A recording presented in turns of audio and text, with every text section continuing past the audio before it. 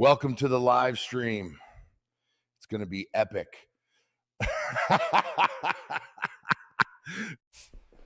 This video is going to be epic.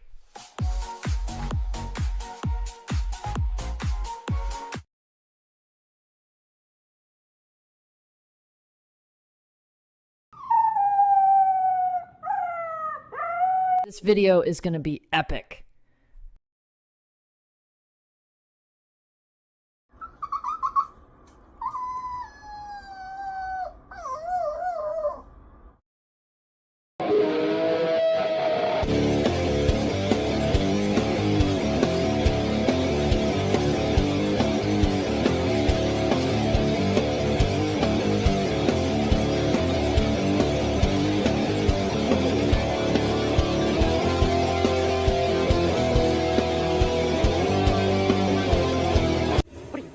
Nuts?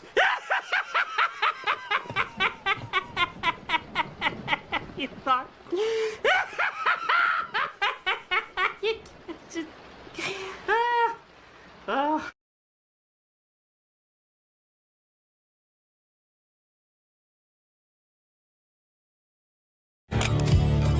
I'll make you famous. Because I'm a cowboy! Oh, man!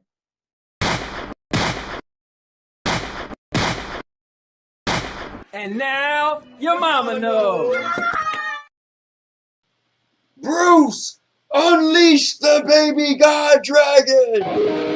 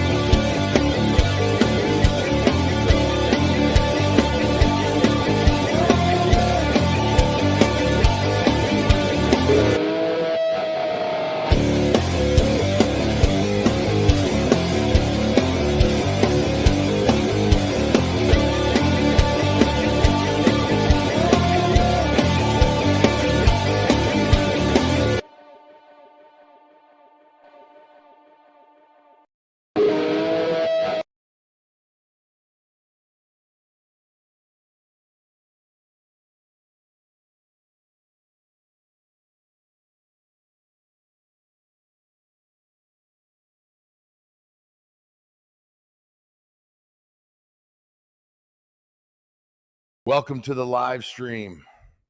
It's going to be epic.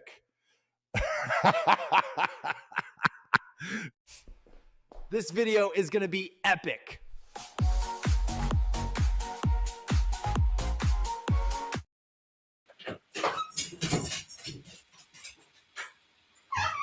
What's going on, guys? It's the Cowboy King of Entertainment. I'm back with another video and live stream, kicking my dog out. But guys, one of the biggest things in gaming, you know what? This actually transcends gaming. It was on news and everything. But PlayStation stating that they will no longer do physical video games starting January 2028. So we're going to definitely talk about that. But I want to talk about what does this mean? What does the future looks like? So I want to get into that. We've been having a lot of conversations in the Discord. If you guys want to be a part of Discord, click on the video or this live stream, or any of my videos have a link for the Discord in them. But so we're going to get into that, and we're going to get into a bunch of other stuff. I'm actually going to talk about a game that I'm interested in getting, and I've been doing tons of research and watching videos and to make my decision, because this is kind of what it will be like in 2028 where I don't have GameFly. I'm actually going to have to really research games that I have a little bit of interest in, but I don't really, they didn't hook me to buy it. So we're going to talk about it all. But with that being said, if you guys didn't know, I'm the Cowboy King of Entertainment, aka Anthony L. Lewis in real life. I've been vlogging my life since 2011. Every birthday, Christmas, Valentine's Day has been on this channel. Even my honeymoon in Mexico, swimming with sharks. I do 5 types of content: gaming, vlogging, podcasts, movie reviews, and product reviews. So yeah, so pretty much if I go to the movies, I make a review. Most products I buy, like this watch, I'll put out a video soon, but I make a video. And whenever I go out to eat or go somewhere new, I make a video. And I do the podcast every week, Tuesday, 5:30 p.m. Eastern. And I do a wrestling league on Wednesdays, 5:30 p.m. Eastern. And whenever I get a brand new game, I like to do a first impression video, which means I'll play it for an hour or so, and then I'll actually give it a rating from 1 to 5. And 1 means I'll never play it again. 5 means it'll be the very next game I play. So, you know, that's some of the channel right there. So with that being said, do a couple of these before we get into it. Just a couple.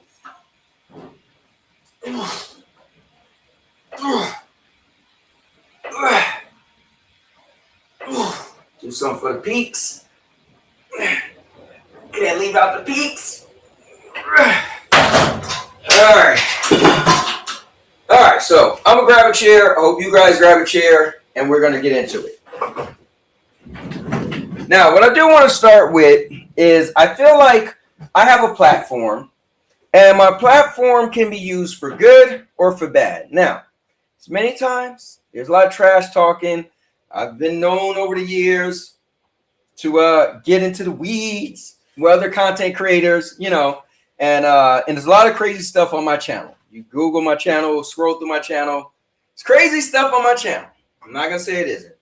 But what I do want to use is the platform for positivity. So I think I'll start off when I start doing the podcast is I'll start off with a little positivity. So today, I just want to encourage people to keep doing whatever it is you're doing that brings positivity to your life.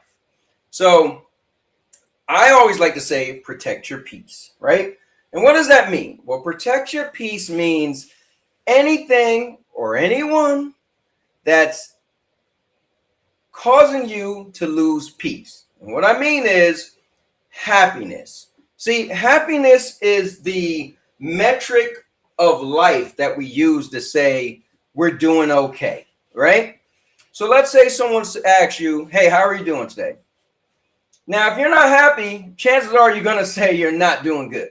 But if you are happy, chances are you're going to say you are doing good. And this is what I'm going to get to. You could be doing bad in life, meaning going through a lot of bad stuff. But if you could still find the happiness in that day, right? So I'm looking at day to day, right? So I'm Mr. I don't believe in bad days. And I remember I said that to my son and his friend. They was like, what? But I look at it like this. Let's say you wake up in the morning, you stub your toe. Ouch, that hurts. And let's say then you get in your car and you forgot to get gas the night before. And now you go get gas and it's a long line. And then you became late at work and then your boss writ you up, right? And you got a write-up, right, for being late. And you're like, dude, this day sucks, right? But I like to ask you, in that whole day, was there anything you liked? So let's just imagine on your lunch break, you went to your favorite little spot near your job and they make the best, let's say pizza, since I live in Florida and pizza's terrible. So they make the best pizza. And you're just like, man, that was a great pizza. So you go back to work, you're still annoyed, you got in trouble, and you leave work, you get stuck in traffic, you finally get home, you want to go play your favorite video game, and the servers are shut down, and you say, you know what, the hell with this, I'm going to sleep. So I ask you, did you have a bad day? Your answer probably will be, yes, my day was trash. It was terrible, it was whatever. But I like to say, that slice of pizza made your day not as bad as you think. Because I feel like there's always something in a day that could be positive, or it could be worthy of happiness. Maybe somebody told a funny joke as you was upset and you got a great laugh out of it, but the rest of your day was terrible. Then I feel you truly didn't have a bad day, a fully bad day, right? So I just want to continue to usher in some positivity and tell you guys, protect your happiness.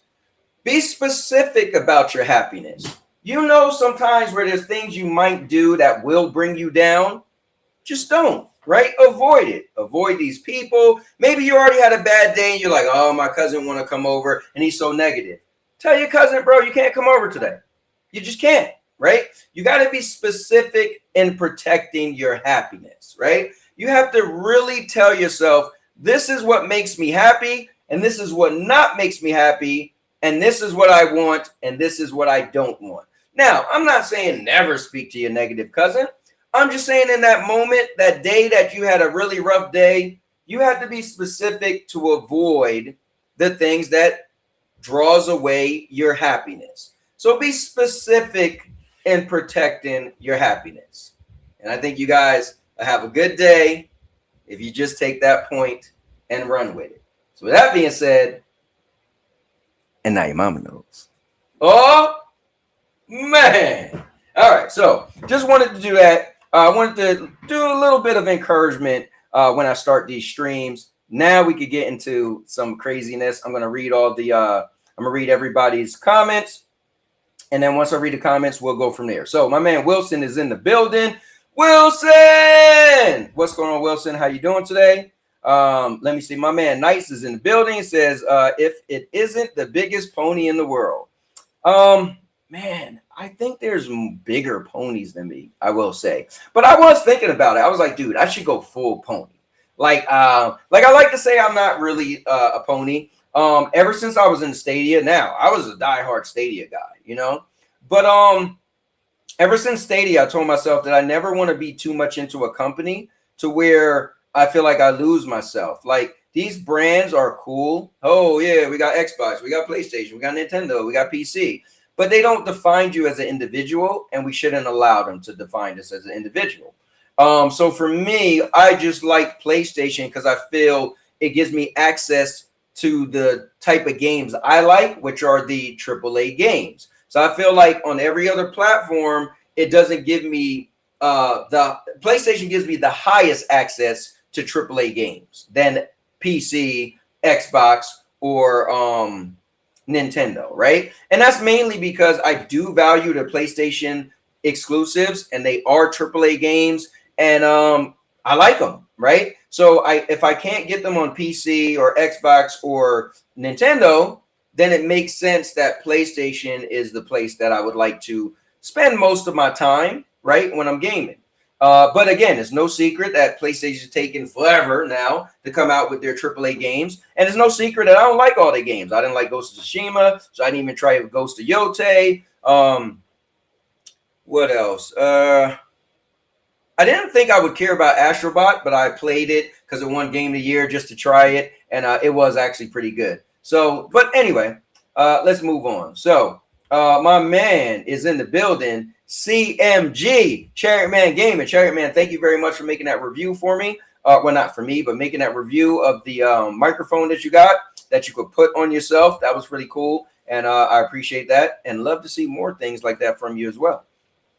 He said, and chat, my man, Mr. Urbanworld's in the building, said digital and cloud are here to stay, you mean? No, I agree. Digital and cloud are here to stay. They're only going to get a bigger and bigger presence as the future goes on, you know. He said, what's up, Urban? Urban says CMG. Not much about to go back bond on Cowboy. Why you got to go back bond on me? Hold up. Black bond. What the hell is black bond? Let me see, bro. That is so draining. For real. No, it really is, man. Really is. These days, I stay away from negative people. You got to, man. You got to protect your happiness. Especially for me, for being a Pisces. It's effective. It's totally... I can't be around that negative. So yeah, my wife's a Pisces. Actually, her birthday is March 15th. Let me see. The whole world is negative to a point. There's negativity everywhere. It definitely does. Let me see. CMG said, I agree. Unfortunately, Miss Urban World. Yeah, I mean, unfortunately, I used to take crap for years, literally years. I'm at the age now where I just don't have time for that anymore. I just want to be successful and live my life. Hey, bro, that is what it's about. Let me see. You can still get the mic. No, I appreciate it. Yeah, you know what it is? Because I walk around a lot. So I was always thinking, like, what's a good mic if I'm walking around? Because I'm not always just stationary right here with this mic. So if I'm walking all around, I just thought maybe I should get a mic where I pin it or something, you know? Let me see. Digital making is a whole era.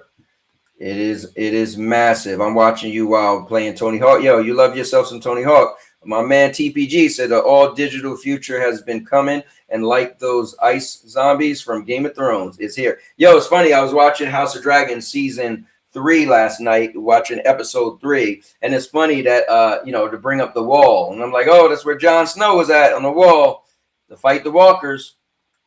Yo, Jenna Hayes, the negativity is on purpose. You know what's crazy? I think it is sometimes, though. Black Bond is that other content creator. Oh, okay. That sugar is helping me. The sugar. So, Urban, we stopped buying soda for home. All we're doing now is having those ice drinks. So that's interesting for us. You know, that's something different. That I'm trying not to have soda at all unless I go out to eat, or unless, my wife actually is going to get McDonald's right now. I'm going to have a fish sandwich. Speaking of that, guys, I got the goal, and, fish sandwich is the goal. So I want to pull this up. Let me see. You know what? I don't think I even need to do that. I think I need to do this. Give me a moment, guys. I'm going to go here.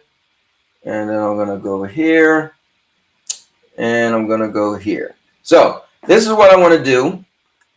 Before we get die hard into, the gaming and the people want to kill each other, I like to, I want to switch it up a little bit. So, guys, you remember what we did last week? So I want to go back to that. So I want you guys to pick a number between 1 and 217, and then we'll do a round of the game of the book of questions, and then once we're done, I will topic switch and we'll go right into the the gaming. So guys, and if you don't want to pick a number, you don't, and if nobody picks a number, we'll simply go straight into the gaming. So we'll totally skip out on that. Let me see. Oh, Sev is in the building. What's up, Sev? He said made it. Oh, you made it early today too, Sev. Let me see. Mr. Urban said ice drinks are cool. They just sweeten those with aspartame. Some people are against those, others don't care. So I didn't like them at first. I felt like they were too strong. So when my wife got into them months ago or a year ago, I was like, yeah, I'm good. But she also got the Starburst ones, which was just way too sweet, right? So then Energy, my friend, came over and he was big into them. So I started to like them. And then we went to his house to Mississippi 2 weeks ago. He had some different flavors that we never had before. So he was like, yeah, you got to order these offline. So we ordered 2 cases of those and then went to the store and bought a bunch of the variety cases. So we got a bunch. So that's all we're going to do is drink nothing but ice at home now. Let me see. If I have soda, I break the sugar with the ice. Okay, I got you. Let me see. My favorite carbohydrate water or the carbonated water are from Walmart. The blue raspberry tastes like blue ice.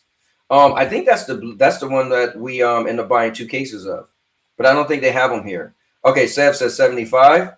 Mr. Urban said 43. Get my ex-girlfriend Lala in here. She's not speaking to me. She used to love this game. Yeah, she did actually. TPG said 56. Jenna Hayes says aspartame is linked to cancer. Oh, damn.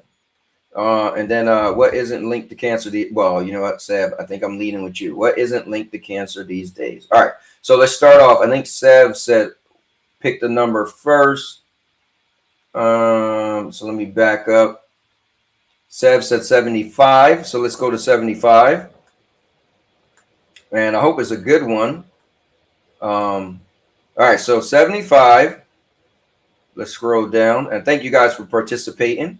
You know, man, I love gaming, but I do love non-gaming stuff as well. So if we could get other topics, I always think that's pretty cool.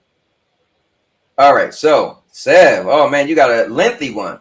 So after medical examination, your doctor calls and gravely says you have a rare lymphomic cancer. Damn, and we were just talking about cancer, Sev. And Sev picked this one. You have a rare lymphomic cancer and only a few months to live. 5 days later, she informs you that the lab tests were mislabeled. You are perfectly healthy. Forced for a moment to look death into the face, you have been allowed to turn and go on. During those difficult days, you would certainly have gained some insight about yourself. Do you think they would be worth the pain? I don't think so. I don't know if there's any insight I would have that would, if I was told I was dying, I don't think any insight I would gain about myself that I don't already know now. I mean, of course I'm saying that, but I think at 50 years old, I have a good grasp of who I am now. Like I remember being in my 30s thinking the same thing, but I didn't, right? I remember being like maybe 32 where I finally realized my mom was right and I was wrong. From me being like 17 years old, I always had this upset thing about my mom, and then I realized like, man, she was right. I was wrong because I'm older and I got kids and I'm watching my kids, you know, be kids, and it made me think like, whoa. But you know, even in my later 30s, I was had my, or not even my later 30s, but in my 30s, I got married to my second wife, and it was short marriage, ended after a year and less than 2 years, and I realized, man, you know what? It wasn't her, it was me, right? So where I am today at 50, I feel like I got a great grasp of me. And I think facing death, I don't know if there's anything new that I would end up realizing about myself. So, but let's see what you guys said. I'll leave that up there. Let me see. Sev said, I drink a lot of Mexican Coca-Cola. It's not healthy, but it's my drink of choice. Miss Urban World said Jenna Hayes, aspartame, and more than 12 to 18 ounces of red meat per week is linked to colon cancer. Sev said when you can't physically speak anyway, insight is all you have. So this question specifically hits a bit close to home for me. Oh, that's interesting. At my current age, I 100% know who I am, what my goals are, and where I want to be. That is great. So let's go to Miss Urban World, number 43. So let's scroll back up on the dial. And 43 is going to be, when were you last in a fight, and what caused it, and who won? Man, that's crazy. I haven't been in a fight in so long. I'd never, ever want to get into a fight again. The world has changed. I remember back in the day, you could just shoot the fair one, right? And whoever won. Nowadays, I'm sure you're going to get shot, stabbed, mugged. Gang members are going to get you. People can't take defeat. So, man, I think a real fight, I had to probably be in, I'm trying to think if I got into a real fight in high school. I think it might have been high school or middle school. What started it, I couldn't tell you. I don't remember. Yeah, I think I got in a fight with a guy in maybe freshman year of high school. I just remember we going out back and me and some dude just scrapping. Damn, I'm trying to think. My brain is like merging things together, because I remember this one dude I fought in the projects, and I did win, but I'm like, was that the same guy, or is my brain just thinking maybe I seen him in high school and thought we fought in high school, but it wasn't high school? And if that wasn't high school, that was like middle school. So I don't know. What about you guys? Let me go. Let me see. Sev said, I'm still a young man at 31 myself. Urban said, it's been so long, and today, if you win, they'll come back to the bang bang. No, I agree. Jenna Hayes said, Cowboy, did you show fear? You're a maverick. You know what's crazy? I don't want to fight because I think I had a lot of aggression for being married at a young age. And I did martial arts a lot too. If I ever got into a fight, for me, it's all or nothing. Like, I'm just trying to choke. I mean, I'm not going to kill nobody, but I really just be trying to choke somebody out. Like, I did a lot of martial arts, so I love doing kicks, but I'm not doing kicks to like hurt somebody. I'm really just doing kicks to get in a good shot, and not meaning an attack shot, but to get in and shoot. And, you know, I'm trying to choke somebody out, to be honest with you. But all right, so let's go to 56. TPG had. All right, so 56. That one says, if you found that a good friend had AIDS, would you avoid him? What if your brother or sister had it? You know, it's crazy. I see all these videos that saying like they damn near could cure AIDS now. I think this question is dated because I think the book questions came out in like the late 90s. So I think if somebody had AIDS, I mean, I'll be cautious around them, right? You know, blood or anything like that. But I don't think it would bother me as much as probably in the late 90s and 2000s when the movie Philadelphia came out. But yeah, that wouldn't bother me as much. Let me see. Sev said, I'm a big guy, so nobody really had the guts to try me like that except for one little dude, and I didn't fight him. But I had respect. He was willing to try. And then Sev said, he's still my friend today, actually. His name is Craig Newman. And then TPG said, nope. And then Miss Irwin said, no, I wouldn't avoid someone with AIDS. Has nothing to do with me, and wish them longevity. That's pretty cool, Miss Irwin. All right, so let's go to, that was TPG's number. And I think TPG, did one more number, right? Yeah, I thought I seen somebody else put one more number, right? Did somebody put one more number? Did I miss a number, or can we move on? I thought I read another number after we were going. Physically, let me see. Mr. Irwin, Seb. Okay, no, that's it. All right, so I'm gonna move on, and I don't know why I thought I seen another number. I guess I didn't. Okay, I don't know what I was thinking, but let me see. I wouldn't avoid them. No. All right, cool. So guys, let's do a topic switch. Just want to break it up. This is my little icebreaker to break things up, and then we can move on. Oh wait, hold up. I see. Somebody said number 61 is crazy, so we got to do 61. Hold up. All right, Miss Irwin said number 61 is crazy. Let's check out 61.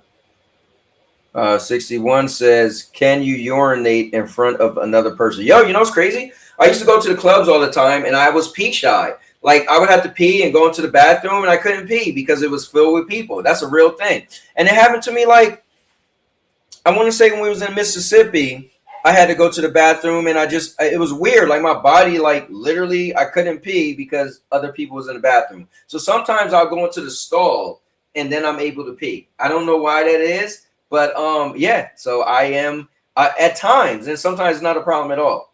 But yes, I do get pee shy. Let me see. Urban said, no, I cannot do that. Just being honest. No, man, you're like me. Well, last check, does anybody else got a number you want to put out? Let me know. You can pick a number from 1 to 217, and we'll go over that number. If not, we will move on. So I'll give you guys piss shy. Oh man, Jenna. So I'll give you guys like 30 seconds, and then we will move on. Let me see if I got a 30 seconds little countdown. Yeah, here we go.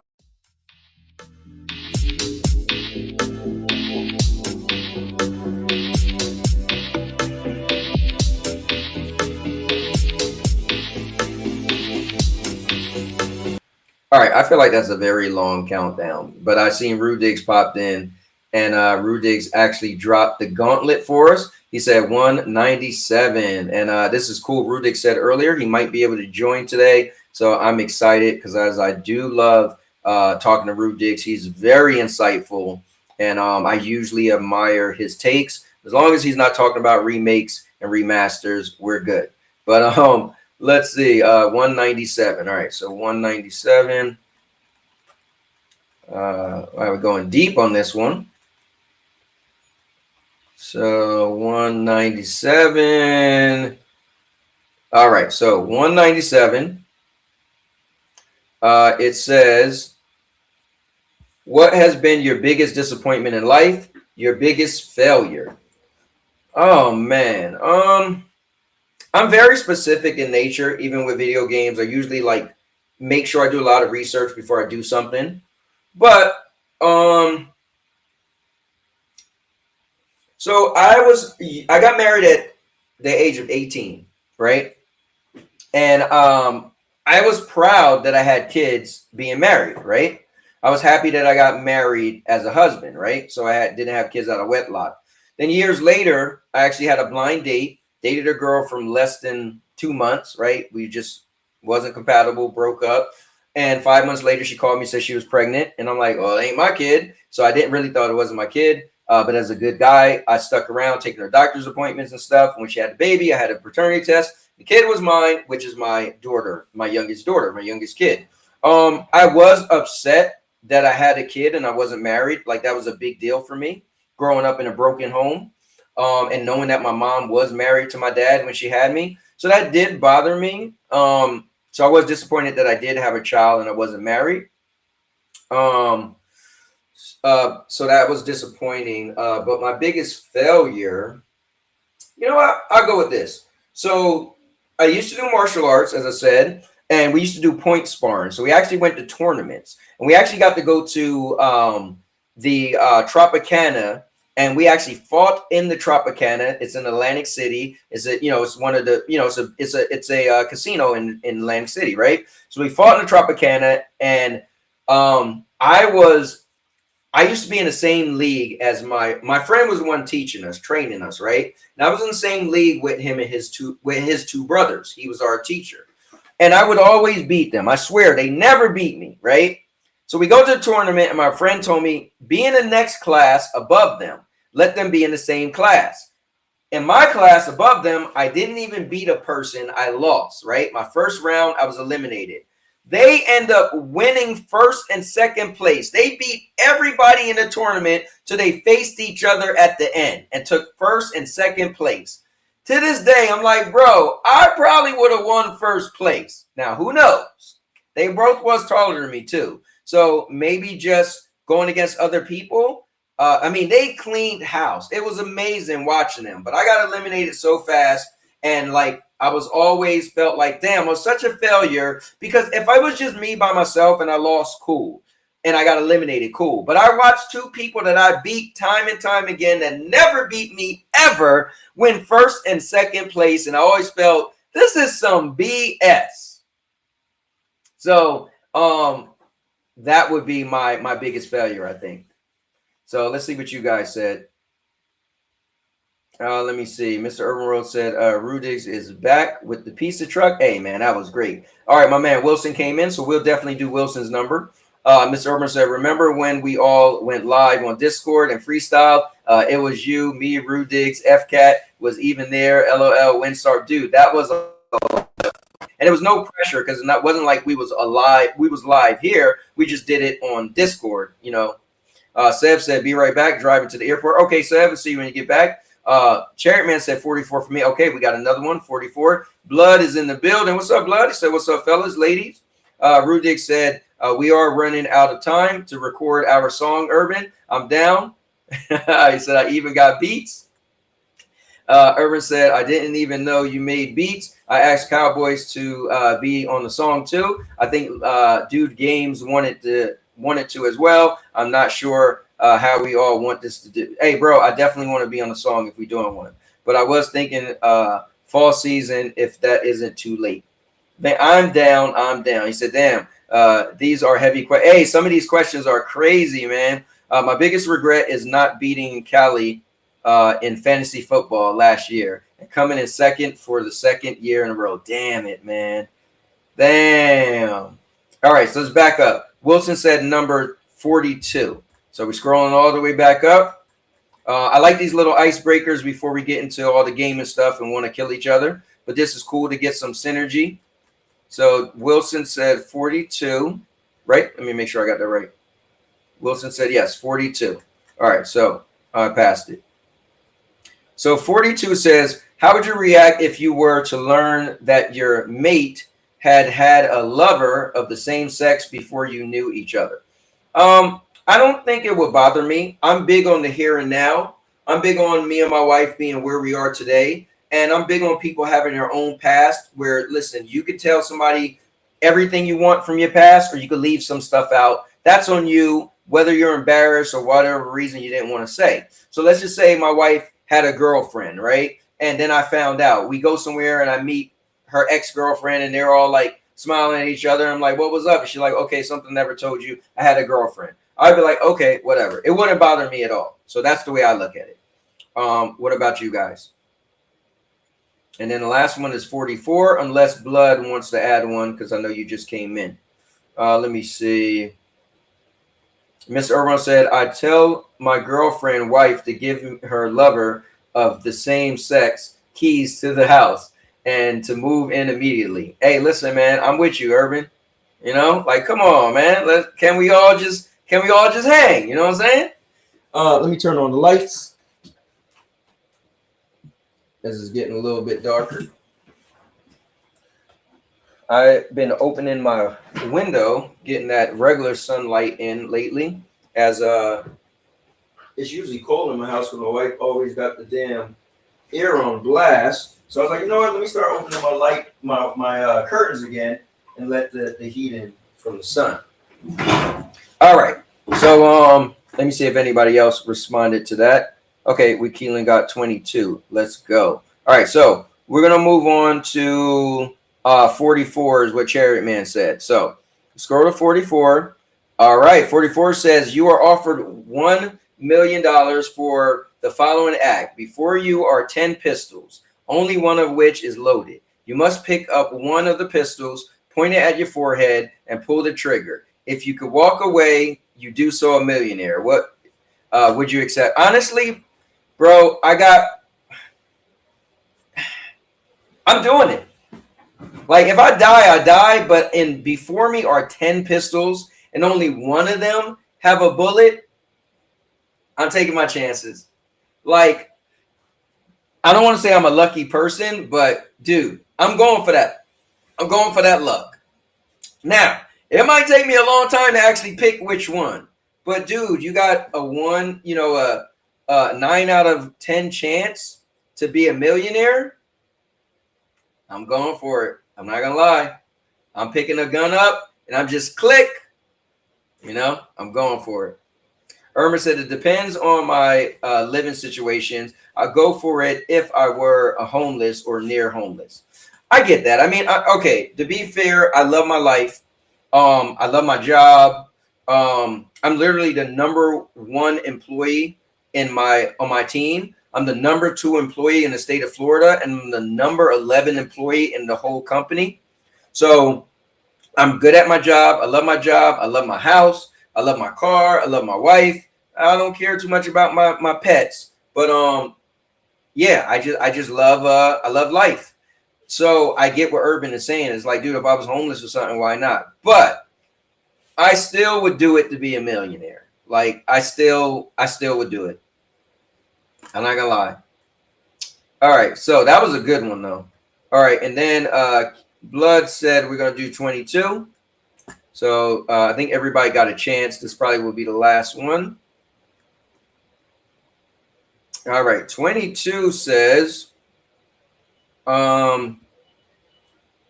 if you could use a voodoo doll to hurt anyone you choose, would you? I mean, there are some annoying people, and I don't think I would try to kill anybody and cause them a serious pain, but there might be some people where I might just like yank the hell out of them. Like, maybe they're standing somewhere. No, maybe that would be messed up. I might yank them and they might be driving and crash. You know what? I don't think there's anybody I know that I would want to hurt them or use a voodoo doll on them. So I'll be honest. I'll have to answer no to that question. Yeah, I don't think there's anybody. Let me see. He said, dang, you don't care about the dogs. I mean, honestly, I'm kind of over my dogs. I got the new puppy, and I'm already over him. He actually bit me not that long ago. I was trying to get him to go outside because he likes playing around, and he bit me, and that kind of pissed me off. So, yeah, I mean, and my older dog, she's so sweet, but she can be real annoying. I didn't even want to bring her because I wanted freedom, and now we got a damn bearded lizard. My friend Energy, when we went to Mississippi, let my wife have. So now we got 4 different animals. We got 2 dogs, a guinea pig, and a bearded lizard. And honestly, yeah, I would rather have no pets, but it is what it is. And how is the guinea pig? So remember, there was 2 guinea pigs, Urban. One of them passed away about a month ago. So, but the one you liked is still alive. The one you liked name was Rex. Look who it is, guys. Cool, cool, cool. Thank you very much. Barely gave us any fries. Mm. Both of us. Yeah, you was gone for a minute. I got a small fry. Yeah, there was a lot. I got a small fry with mine because I got the little value meal with the double cheeseburger, chicken nuggets, and a small fry. I feel like you must have took some of my fries. I didn't. Mine are missing fries too. They didn't give us all. Told you guys. I love McDonald's. Got my fish sandwich. So if you guys want, I put my goal, just $5. You can help me get my next fish sandwich. You know what? YouTube allow you to use that thing. I just do it to be silly. But if anybody wants to donate, I will take the money and I will buy another fish sandwich. All right, so I've been going so long, I forgot about them. Let me see. Blood said, not gonna lie, I got a list. Yo, you are wildin'. He said, hey, I got a list. All right, that's funny. Heads up, Witcher 3 DLC Songs of the Past is going to be at Gamescom. That's cool. I actually put a thing about that in the Discord the other day. OMG Daisy, please bring Rex. You should see the bearded dragon. I'll tell her to bring him in a little bit. Yeah. All right, so you know what's crazy? The lizard thing. Thanks for popping in. I don't know, man. The Odyssey just doesn't do it for me. I feel like the trailers just don't pull me in. And I get it. You know, I get it. He makes amazing movies, and I get it. But you gotta do something better than just your name. Like, I do understand. Like, when M. Night Shyamalan make a movie, I know his movies could be interesting, but could be not as great. But I get excited about his movies because it's always weird, and I like the weird like stuff. But Christopher Nolan makes amazing movies, but this trailer just didn't do anything for me. So, but I think I probably should go see it just because I think it's going to be a big movie. So I might go see it. My friend of mine seen it and said it was great.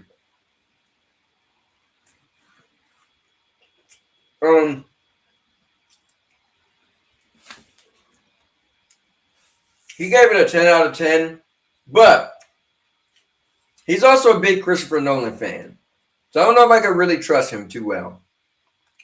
Sev said, just so you know, I can still hear you. I just can't talk while I'm driving.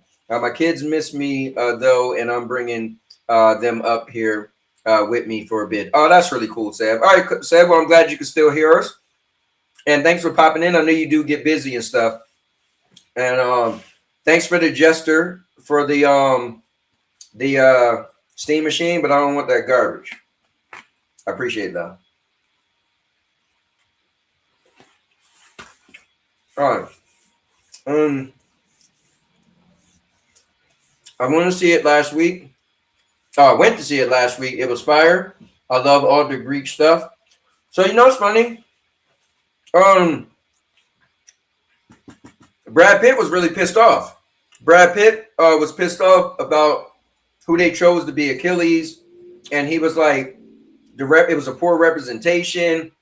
So he made a big deal because remember he was he did damn, what the hell was the name of the movie now? But yeah, he was really annoyed.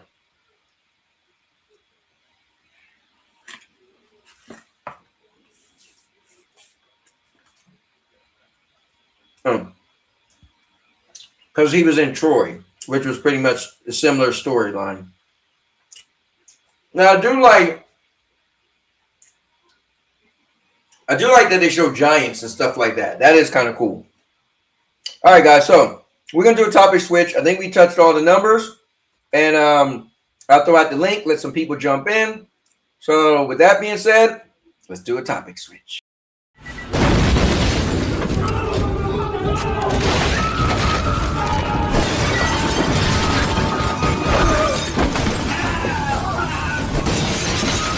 Topic switch.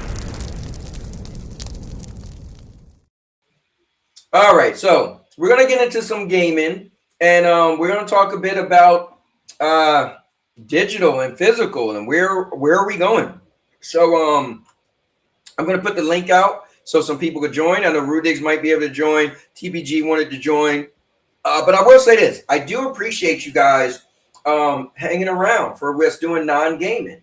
I do love doing the book of questions. I love talking about movies. So this is stuff that I really like to do and really like to talk about. So I appreciate you guys because usually, like, you know, it was what, like 10 people watching, or now it's 10 again.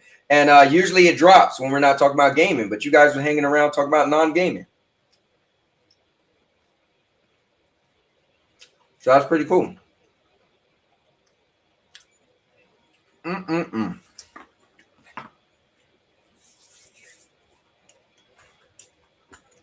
All right. Also, I don't mention this enough, but I do have a Discord. Discord is cool, but it's wild and crazy. We have these crazy debates and talks all the time, mainly about gaming. So if you guys are interested, click on this link or click on the description, and you'll see the link to the Discord. And join the Discord. It'd be cool to get some new people into the Discord and weigh in on some of the conversations we have. We talk about everything under the sun. So I think you guys will like it.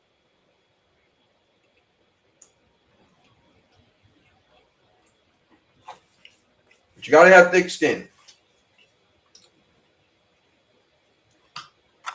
All right. Now, with that being said, oh, my man Michael is in the building. What's going on, Michael? I call you Cowboy. The new Avengers trailer was fire. Oh man, here we go. So I'm kind of like, I'm still a Marvel fan. Don't get me wrong. And I still would go see every single movie that comes out in the movie theater.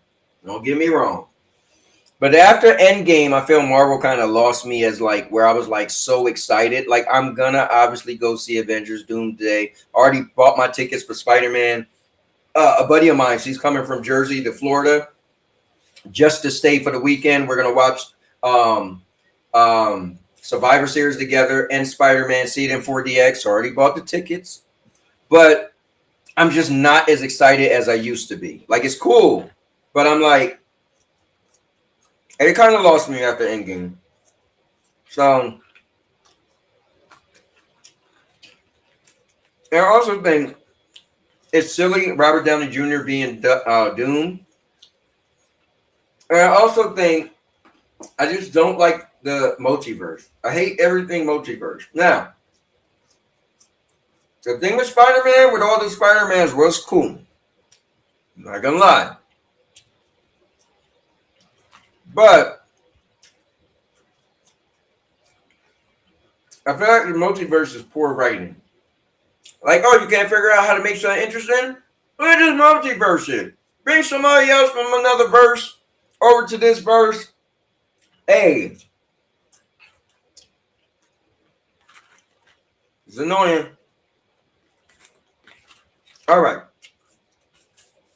Now, I'm going to drop the link for people to join. But before that, I'm going to set the tone. So this is what I'm going to do. And why did TPG put that in there? I'm going to drop a video. Obviously, it's a comedy. You know what? I'm not going to drop a comedy yet. I'll make it a little serious. And then I'll put a little icebreaker on it. All right? So let's do this.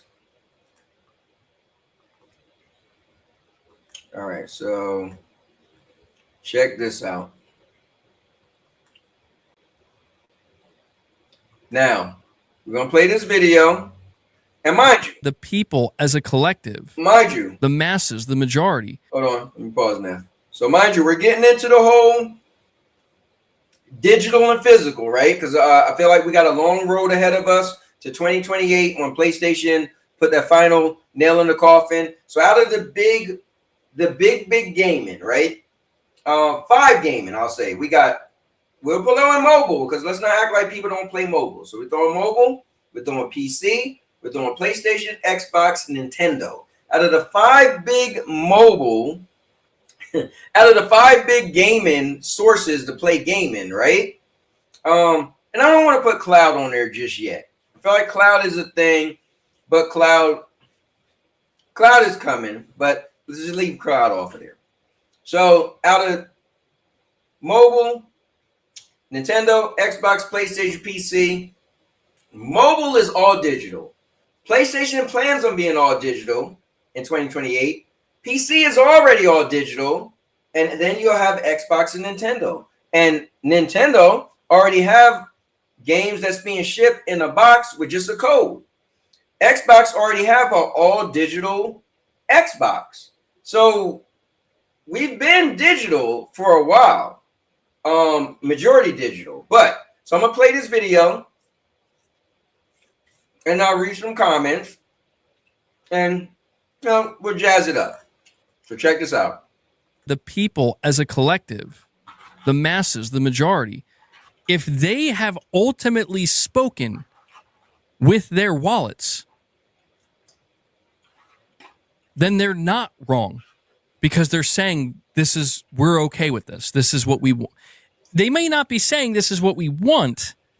Like if you were to ask them more, more intrusively, like, is this really what you want? It's like, well, actually, I would prefer it to be this way, but you're paying for it. Like, well, yeah. Okay, then.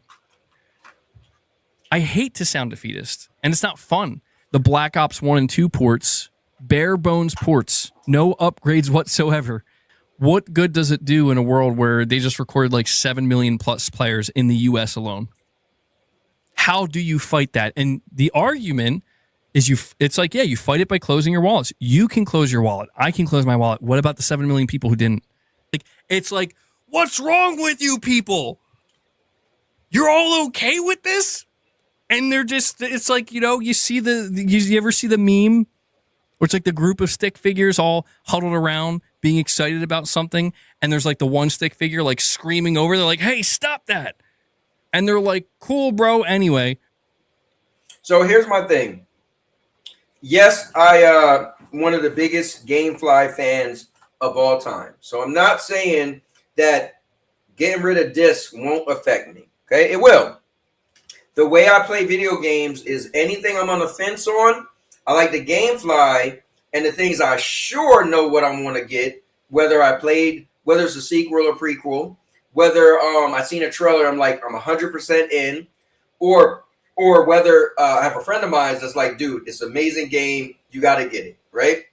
Or I might just buy a game because a friend of mine is buying it. Like Murder, I bought Arc Raiders just because he was getting it. I was like, bro, if you buy it, I'll buy it because he was really into it, and I ended up liking it, so that was cool.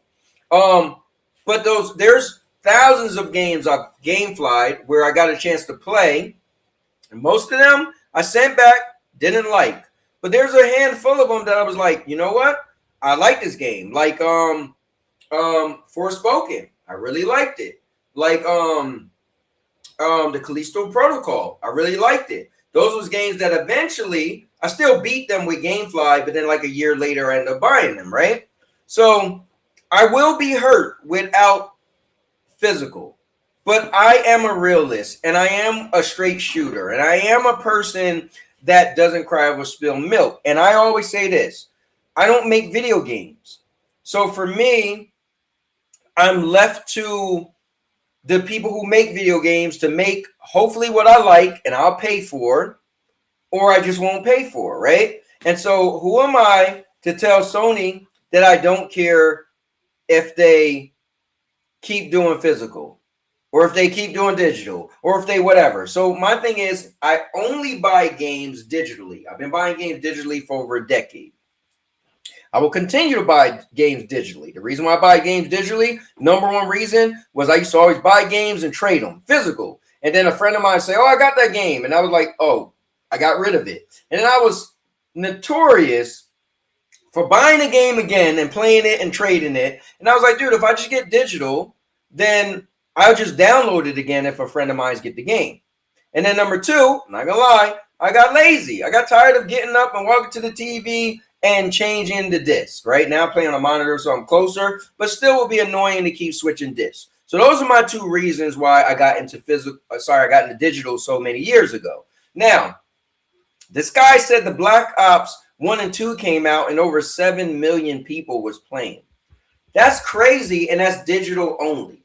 So the problem is we keep saying how much we want physical, some people, but the problem is it's too many people that likes digital. And whether they still like physical, there's going to be something that's going to be digital. Like look at God of War. Let's say you're a diehard God of War fan. Well, Sons of Sparta was only digital. You couldn't get it physical, so you would have probably ended up buying that. Like I fell for buying that just because I was hyped up when they showed the God of War 3 remakes, and I knew I shouldn't have bought that game. I knew that wasn't my style of game, or I do like 2D games, but it looked really slow. It wasn't like fast paced like a Castlevania or something, and I got it and I really didn't like it, so I shouldn't have bought it. But if it was on GameFly, if it was physical, I could have GameFly'd it, and thus I wouldn't have bought it because I don't even like it. So physical will hurt me too. I just want you guys to know that. But I still don't care if Sony decides to go all digital because I don't make video games. I'm not going to be the guy joining petitions, trying to stop it. That's just not me. It is what it is type of guy. So I wanted to explain my stance. So let me go to the comments.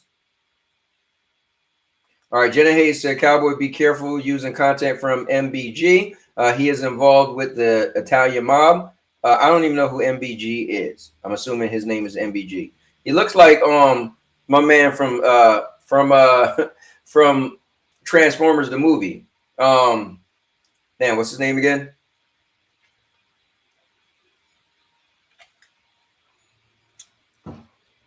Damn, what is his name again?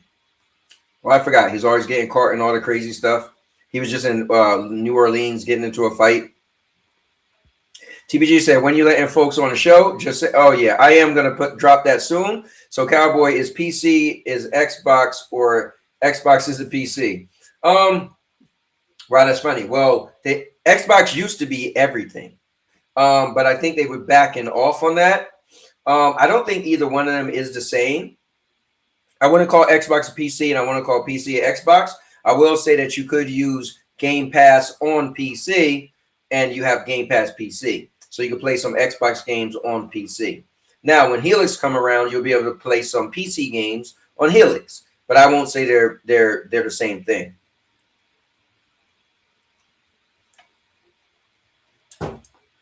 Yo, X True, what's going on too, man? How you doing? All right, let me see. So Blood said the problem I have with the MBG stance boycott is he admitted himself he bought mostly digital games this gen. Now he wants to cry about physicals going their way. So I do have a problem with people that do that also.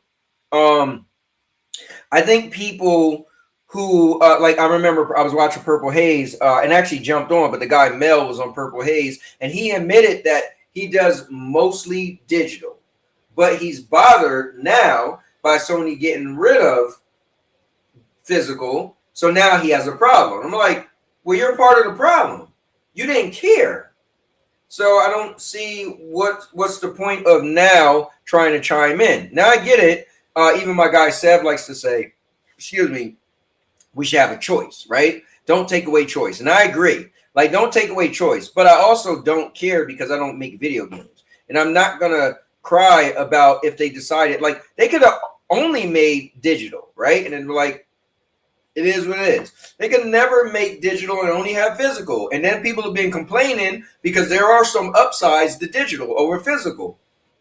Your disc get broken, you got to buy another game. I don't care. So there is a bunch of different things. Waiting to go to the store to buy a disc or waiting for the mail. Look at all the people that laughed at me about GameFly. Oh, you got to wait. You got to wait. I like Game Pass. Well, guess what? GameFly is 100% physical. Game Pass is 100% digital. But people laughed at this, right? So there are definitely pros to digital, right? So I hear you. Sev, what happened was I played this video from this guy. I guess his name is MBG. And he was saying how he was into, you know, fighting the good fight about not getting rid of physical. And then he eventually broke down and was like, well, I guess the fight doesn't matter because look at Call of Duty Black Ops 1 and 2 came out and like 7 million people was playing it. And that's digital only. So Cherry Man's laughing. Said, even if it doesn't affect you, I see no harm in defending. No. I'm not one of the people. So here's the thing. Imagine if I said people who are racist in the state of Mississippi. Let's just choose Mississippi. I was at Mississippi. Not that I've seen anybody racist. Okay, fine. Let's use Alabama. I drove through Alabama. I actually stopped to get gas in Alabama. Let's just say if people in the state of Alabama was racist and they wanted to continue to be racist, but it doesn't affect me, but the government was trying to shut down them being racist. Why don't I just help them be racist? Because it doesn't affect me because I don't live in Alabama. I don't want to be a part of it. That's between y'all. You know what I mean? That's just the way I take my stance. I don't never liked when people will picket and you know, stand in long lines or chain themselves to a tree, and like I never want to be a part of a mass group of people petitioning for whatever. Like I'm me, I'm an individual. I have certain stuff I like and certain stuff I don't like. I can't get my way. It is what it is. I'm not crying and want all these people to rush in and help me try to figure out, oh, can we overthrow this or overthrow that? No, I'm an adult. I'm grown. You know, I'm a is what it is guy. Like, listen, you want to get rid of physical and it's your company, then get rid of physical because it's your company. Because had I made a company, I don't want people telling me what I can and can't do. You know, now you have the choice not to purchase my stuff if you don't want it anymore, right? If you want to be on the opposite side and say, you know what, Sony's getting rid of physical, so I'm not buying any more Sony stuff, then that's great. I'm sure Sony knew the backlash was going to happen, right? So they got to eat it. If they lose money, they got to eat it. If people stay and prove that people don't care about physical that much, because I'll tell you this, for all the people complaining about physical, it sure didn't help that Grand Theft Auto 6 coming out saying they're having no physical for the foreseeable future sold that much off of pre-orders. And I feel like that's the biggest nail in the coffin to anybody who has a conversation about physical. Say what you want about physical, but Grand Theft Auto is predicted to be one of the biggest, if not the biggest game of all time. And it's digital only as of right now. And it sold so much just from the pre-orders. We ain't even talking about PC, which is a bigger market than consoles, and that is digital only. So after that statement I just said, there is nothing else I even need to hear.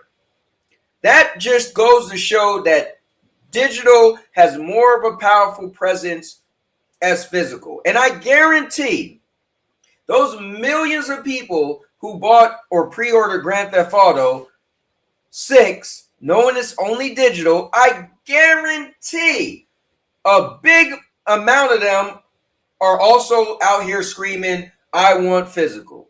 I want physical. When you just purchase, if you really want to put a shock to the gaming community, if Grand Theft Auto came out and said it was digital only and the sales was low, you'd be like, wow, I guess that must be because it's going to be digital only. Because remember, they announced digital only before PlayStation announced digital only. So I'm just saying, I feel like there's nothing else to say after that. All right, let me see. Oh, my man Ron Slusher is in the building. Let's acknowledge Ron. Put your ones up. All right. All right. Seb said, careful, Anthony MBG. Copyright strikes people. Fair enough. If he ever finds my little channel. This analogy is by and far a reach. Racism versus speaking up for people to have their physical games, not even close to the same. Okay, fine. But what I just said is exactly the same thing. And it makes sense. Let me see. By standing up for people that are guilty themselves of this digital only push is something I will not do. Thank you, bro. You know what? You said it better than I could. Like, I'm not standing up, joining in the here's the thing that's a slap in the face. Seb, you're a slap in the face. I told you in the Discord that you are part of the problem. You try to say you aren't, but you're a PC player. And even though you're gonna say, yeah, but PC has better digital storefronts, I could get a sale on one and a different sale on another and save money. And you can't do that on PlayStation. I get that, but you're still spending your money in digital. That's still making digital look popular because you and other people said PC is outgrowing consoles. PC is making more money than consoles. PC is becoming a bigger market than consoles. You told me that over and over in the Discord. So you spending money on PC, you're making PC more popular. You're getting console players to go from console to PC because it's more popular. They're literally accepting an all digital future. So you spending money in digital, even if it's on PC, is still part of the problem because it shows that the video game community as a whole. And now you're going to say, oh, consoles and PC is different. Well, listen, they both have the same games. So you could buy a game on PC, you can buy that same game on console if it's on both, right? So at the end of the day, it's still video games that have a storefront because let's just cut the fluff out. You could go and say, oh, well, they got all these different storefronts and you could save money. Let's say you buy a game day and date that comes out today. And there's no sale. So you spend $69.99 on PC or you spend $69.99 on console. You're spending the same amount of money on both platforms. So guess what? You're still showing that this platform is popular if you choose to spend it here. So just what Blood said. He said, but standing up for people that are guilty themselves of this digital only push is something I will not do. That is the nail in the coffin. You got people like Sev on PC, but going crazy because he wants physical to still be a thing. If you want to shock the world and show the world that you want physical to be a thing, say, you know what? I'm no longer going to be a PC player because I want physical. But you won't do that because physical apparently isn't that important to you as much as you claim because you still buy games that's digital only. I'm just saying. All right, now, I also buy physical games on consoles and don't buy digital when physicals is available. I hear you, and that's why I mess with you and say you're a console physical disc gamer.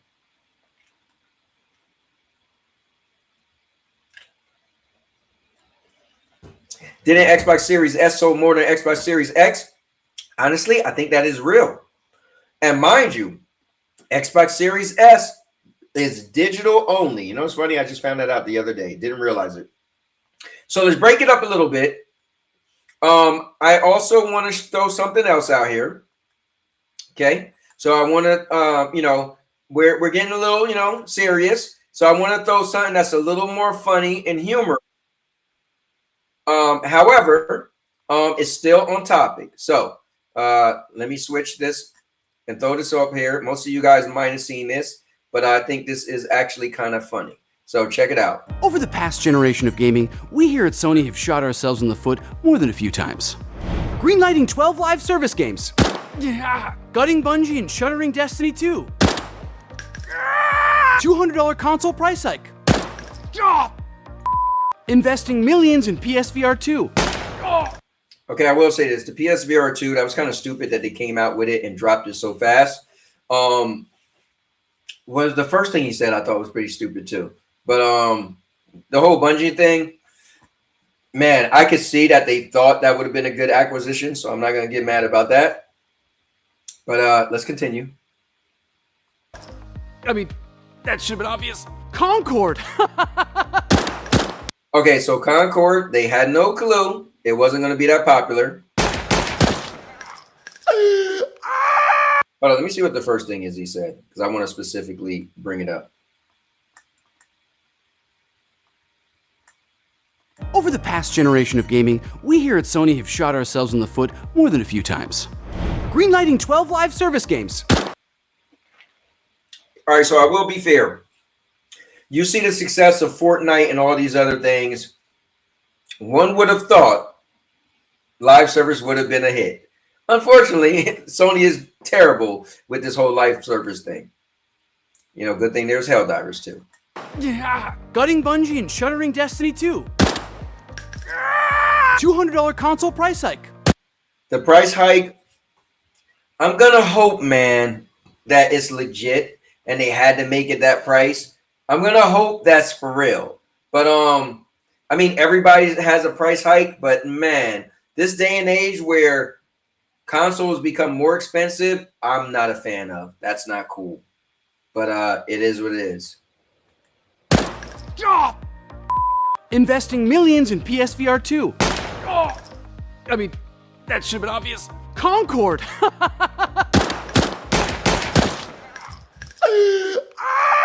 But all of those pale in comparison to today's doozy of an announcement. Starting in January of 2028, we will no longer be producing physical discs for our games. All future games will only be available through the PlayStation storefront or at retailers in digital formats. Oh! God! Oh, that was right through the big toe. Now, this is the reason why I wanted to play this, because I do agree Sony has definitely dropped the ball on a bunch of things. I can't say they didn't. Let me go read this. Let me see. If that's mean to offend me, Anthony, you failed. No, I wasn't trying to offend you, not at all. Let me see. Bungie was mismanaged and living off past glory. I agree with that one, though. But I think when people were saying that they got Bungie, that Bungie could also help them figure out their online strategy. Oh, man. Bungie literally they created Halo, cool, right? But Halo wasn't, you know, a live service game, right? Besides just got a multiplayer, you know, that you play forever when Bungie left Halo, right? So I just feel like Sony was a little short-sighted thinking Bungie was going to be that great. Bungie was already falling off at that point. Let me see. I will have that title put on a belt buckle, console player, disc gamer in RGB. Hey, I'm just saying, it is funny. Oh, wait. And then remember, Neo said you're AI. So plus for me personally, I only bought consoles for that reason. So without it, I have zero reasons to give a damn about a console. And that's just me. I'm a selfish gamer, and I like what I like and don't. But I honestly, Sam, I feel like when you say consoles, you're probably talking about a GameCube, a Genesis. Are you like those things are retros, and I get it. Those things you want to hold on to. But who really cares to hold on to a PlayStation 4? Who really cares to hold on to a PlayStation 5? Like, those games are going to be digital, and for the foreseeable future, you're probably going to be able to download them on another console. Like, let's be real. Like, when I hear you say, oh, but I make games on digital or physical. So really, so let me get this straight. On PC, let's say you bought Arc Raiders because you like to play on PC. So you mean to tell me you also bought a copy of Arc Raiders on your PlayStation just because it's physical? That make no sense. I guarantee there's games you buy on PC, current games, that you don't care to buy on your PlayStation. Like, let's be clear. Who's trying to collect new games? Oh my God, I really still got a copy of God of War Ragnarok. I still got a copy of God of War 2018. I still got a copy of Tomb Raider. Like, stop it. Let me see. X said Bungie left Xbox because they were tired of making only Halo, and they wanted to be on their own. That Bungie felt not so. That's Bungie fault, not Sony.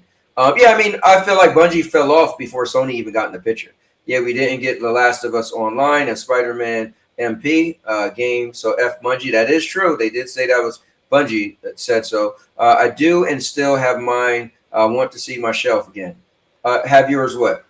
Now let me see, not multiplayer games, but single player stuff. I will buy a physical copy. Bro, why? What? Let me ask you this. So you're buying like a physical copy of Elder Ring? You gonna buy a physical copy of 007 First Light? For what?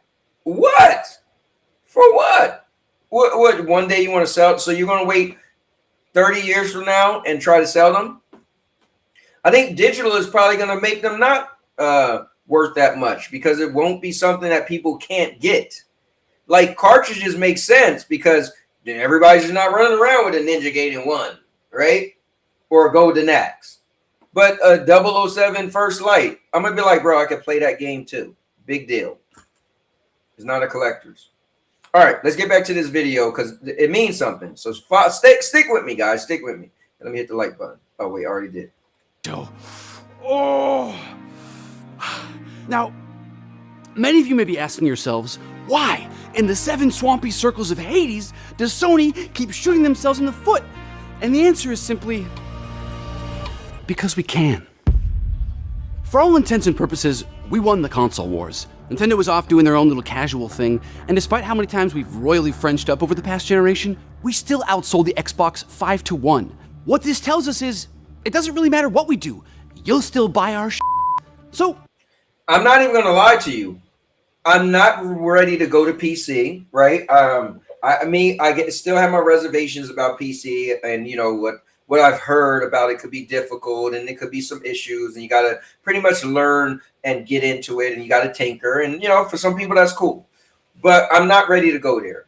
I haven't been an Xbox. I haven't had an Xbox, so I owned every Xbox besides this current Xbox because Microsoft said everything's an Xbox, so I didn't need one. So I just used Game Pass xCloud, right?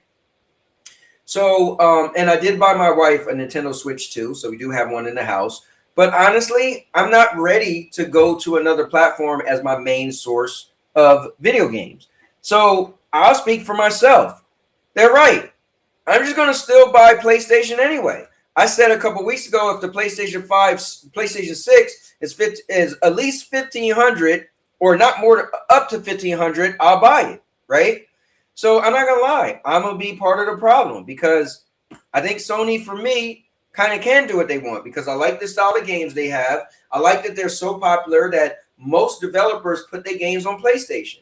So if I want to get into gaming and I want to have access to the most amount of, excuse me, I'm speaking for myself, AAA games. Now, if I was an indie guy, maybe the way to go would be PC. But if I want to have the access to the most amount of AAA games, I feel bar none, PlayStation is the way to go because they're so popular in the video game space. So I'm going to get to the comments. Let me continue. Let me get this off the screen. Why not go for broke? Well, technically, you'll be the ones going broke, but you get it. See, an all-digital future means that we'll finally have total control over your games. Since everything will now funnel through our storefront, we can set prices however we see fit.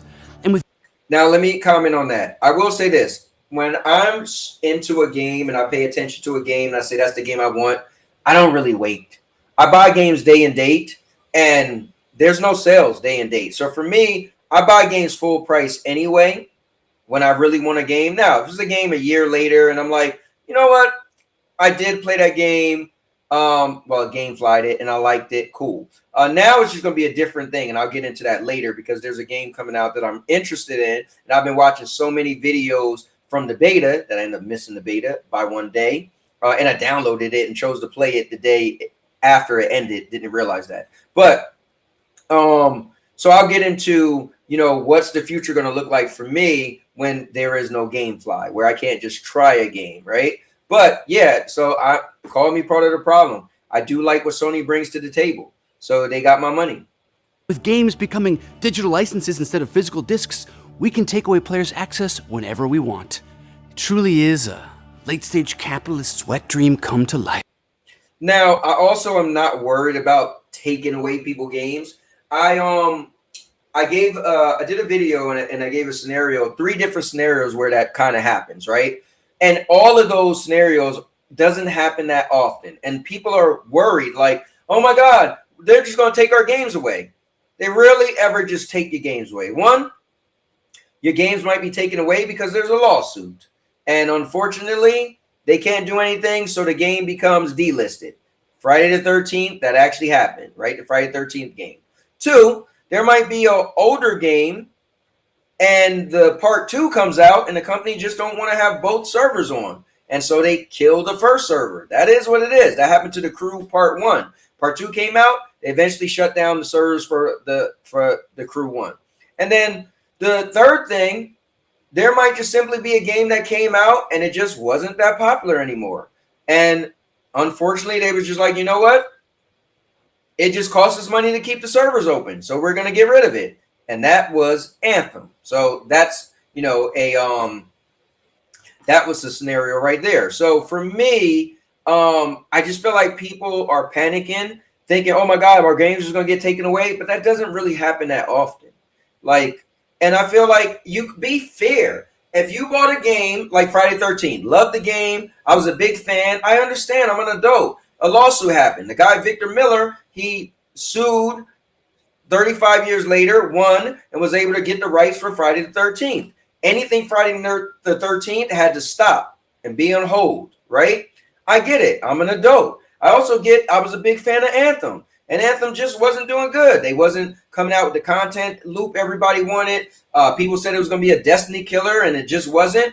I understand. They pulled the plug, said, look, we're not paying for these servers to be on, and we can't make money on the game.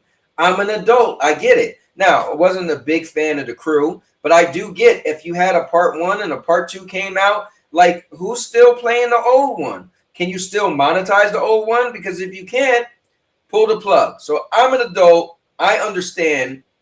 I get business, and I'm not telling them to just throw money at the wind, right? My thing is I'm just being an intelligent person that understands. Now, I'm not saying I'm siding with the big companies and the businesses, but I'm not also being ignorant to I understand how business works. So I'm not crying over it because I get it. All right, continue. You'll be paying more than you ever have just to not even own any of the games, and there is nothing you can do about it. What are you gonna do? Not play GTA 6? You really gonna skip out on Wolverine? Come on. We've collected enough of your personal data to know that you don't have the self-control to do that. And for those of you delusional enough to think that... You know what's funny? I will say, there are people, I'm telling you, that's probably talking about, I'm boycotting. Guess what? I know you. I know you pre-ordered GTA 6 or you're gonna buy that game. But here still you're boycotting. Here still you're signing petitions, one of the 300-something thousand people that wants physical. But I guarantee. And let's look at Wolverine. Well, I think Wolverine's gonna be a dope game. I don't think it's gonna sell crazy, but I think it's gonna be dope. It's gonna be violent. I think it's gonna be a dope game. And some people aren't going to miss out on it. I don't care. Because if you already was digital, but now you feel some type of way about physical and you want to boycott, you're still a gamer. And you still like to play video games. And unless you all of a sudden are no longer a gamer, I think you're still going to pay for the games. Now, listen to this part. You're going to switch sides and buy a PC? Really? In this economy? If you think forking over $1,000 for the next PlayStation is going to be rough, wait till you try and build a PC. The price of RAM alone is going to be more than that. Face it, you're stuck with us. Yeah, I mean, now, unfortunately, it would be cool if for some reason PC prices didn't go up high, and then you could see a bunch of people say, man, forget consoles, I'm building a PC. But I think the price to entry is just going to stop people at the door, unfortunately. You can write all the angry little articles and post all your hateful little tweets, but at the end of the day, you're just gonna tucker yourselves out. Why not skip all that outrage theater and just hop on board? Come on in, the water's fine. Well, the water's fine in my personal corporate jacuzzi. Your water is a lot more of a muggy, piss-filled YMCA pool type deal, but wait, where's I going with this? Doesn't matter. You'll still buy our well, you'll rent our deuces. Yep. Commentary. You get it? You cross this. Now it makes a different meaning. It's good. It's good. Shut the up. You're still going to buy it. Over the past... So that's funny as hell, though. I think they did a great job at making a super troll video. I like the fact that they did mention some of the failures of Sony. That was fair. But, yeah, this was hilarious. All All right, so let's get to the comments, and then I'm gonna put the link out so anybody could join, and we will get to it. All right, so let me back up a little bit. All right, let me see. Let me see. Sev, I did read some of what Sev said. Okay. Okay, yeah, you did read that. All right, you did read that. Did read that. I seen yourself, Sev talking about this thing on the shelf. Did read that. Yep.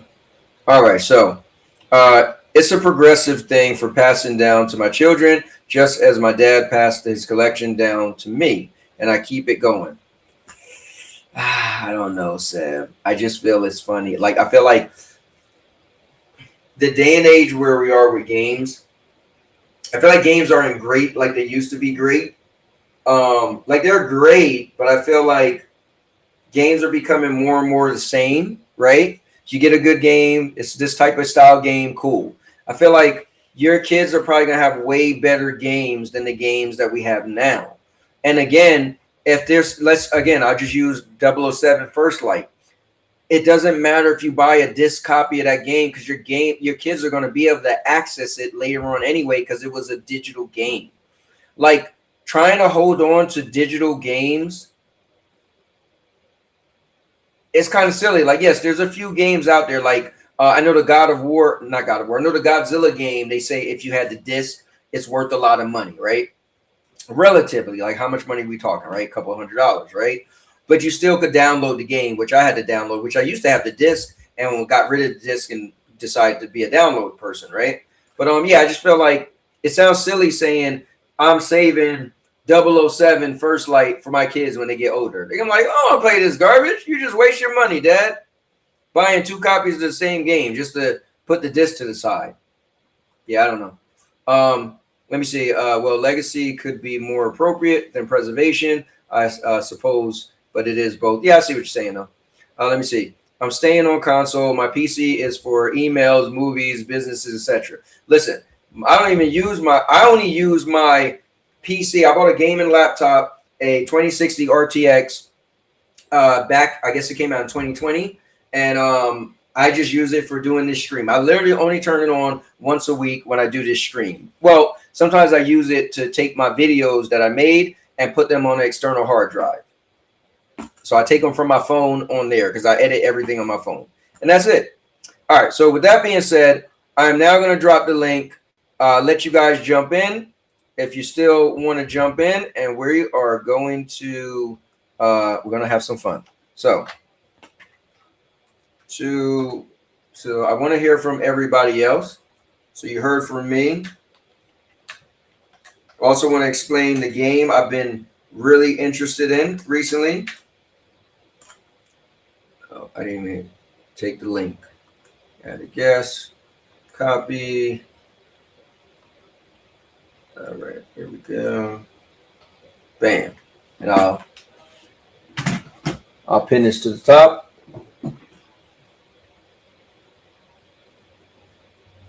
All right, so you guys want to jump in? Let's do it. Now, let me see. I did put something else in the Discord. I'll bring this up right here. And then I'll bring TPG in. But just take a look at this. So it says, despite the outrage at Sony's staff towards a discless future, only 7 PlayStation games have managed more than 100,000 physical sales in the U.S. this year.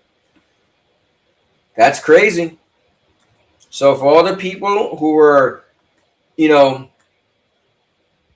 saying that there's been a bunch of people, Sev included, like, the PlayStation exclusive games, they sell so many copies in physical. I don't know. That's what I was telling you. Listen, it's all about money. Let's be real. If Sony really was making so much money on disc, they wouldn't be leaving disc. They just wouldn't. So despite outrage of Sony's staff, just look at that. Only 7 PlayStation games. That is crazy. All right, so let's bring in TPG coming in the building. The man that is a PlayStation god. He bleeds blue. He bleeds whatever the color of PlayStation is because he is a gamer. And if PlayStation is gaming, then him plus PlayStation comes together and he will game. And he is none other than that PlayStation gamer. Let's go. Give it up. TPG, what's up, my man? What's up, man? It's all digital future talk, man. We're still doing this shit. Come on, man. Still doing it. So you know what? I thought it was a good conversation. And I wanted to bring it up because I've spent a lot of hours watching videos for a game. So it's a game that's coming out called Mistfall Hunter. And for some reason, when I seen the trailer, I was like, damn, this looks cool as hell. So I don't know why I thought it was free to play. So the whole time I'm like, this looks free to play. Guys, this could be a new game for us to play on Tuesday nights. Check it out. Check it out. And then like yesterday, I found out it wasn't free to play. It was like, I think it's gonna be cheap though. I think it's gonna be like on sale when it first came out. So it's gonna be like $22. By the way, I guarantee that's a game that's not gonna have a physical copy. So are people not gonna buy it because there's no physical copy? So the thing is, so where I'm getting to is I can't game fly it, right? Usually I would be like, oh, just game fly it. So I can't game fly it because it won't be I have a physical copy. Now, I think the deluxe edition is going to be like only 30. So it's a cheap game, right? It's not like we're not talking $70, right? So the deluxe is going to be like $35. You ain't talking GTA money. No, I'm not talking GTA money, but I've been talking about this game for probably a month now, right? Showing the trailer, which I'll show in a little bit. So I'm like, this is because people are like, in the beginning, people are like, oh, Cowboy, what you going to do? No Gamefly 2028. I'm like, no, you're right. I'm a Gamefly guy. But what you forget is I use Gamefly just to play games I don't want to own. I use Gamefly just to play games. I'll beat games like 007. It was cool, but I've never seen a trailer and thought I wanted to own that. I wanted to play it, beat it, but those are the games I could just go without playing because I don't want to own them. Now, I do like playing games that other people pay for and get pissed off and wasted their money. I'm just going to say how it is. Like my guy, Wilson, he said he spent 170 hours in Crimson Desert and gave up on the game. I Gamefly the game and played it for 2 days and was like, yeah, I'm good. So I do like that. And yes, I will miss that. I'm not going to say I wouldn't. However, you know, this is where the future is. So what I'm explaining is in the future, I'm going to have to do what I'm doing now. I'm going to watch a hella bunch of videos and I'm going to be like on the fence. And then I'll make that decision if I'm going to buy it to actually own it. And it just is what it is. So, in other words, you're going to do what TPG does. Look at the developer, look at the game, and then say, do I want to spend a full dollar on this or do I want to wait on this? So, I don't know if I would look at the developers. I look at the developer because I look at their track record. Yeah, so I won't. Yeah, so I do understand, but I feel like even in movies, there could be a like Christopher Nolan, right? My friend, he was like, already seen Odyssey. It was amazing, 10 out of 10. I'm like, but did you give it 10 out of 10 because you love all his stuff, because you're the biggest fan, or did you really like it? And the trailer didn't get me. Now, it might be great. I don't know. What I'm saying is, even Naughty Dog might make a game, and I might be like, eh. So I don't, you know what I mean? Well, hell. Last of Us Part 2. Part 2. I wasn't the biggest fan, right? Yeah. So, whoa. Wait a minute. I didn't write this down. I think Maker of Chaos is supposed to leave to go to Japan on the 23rd, if I'm not misspoken.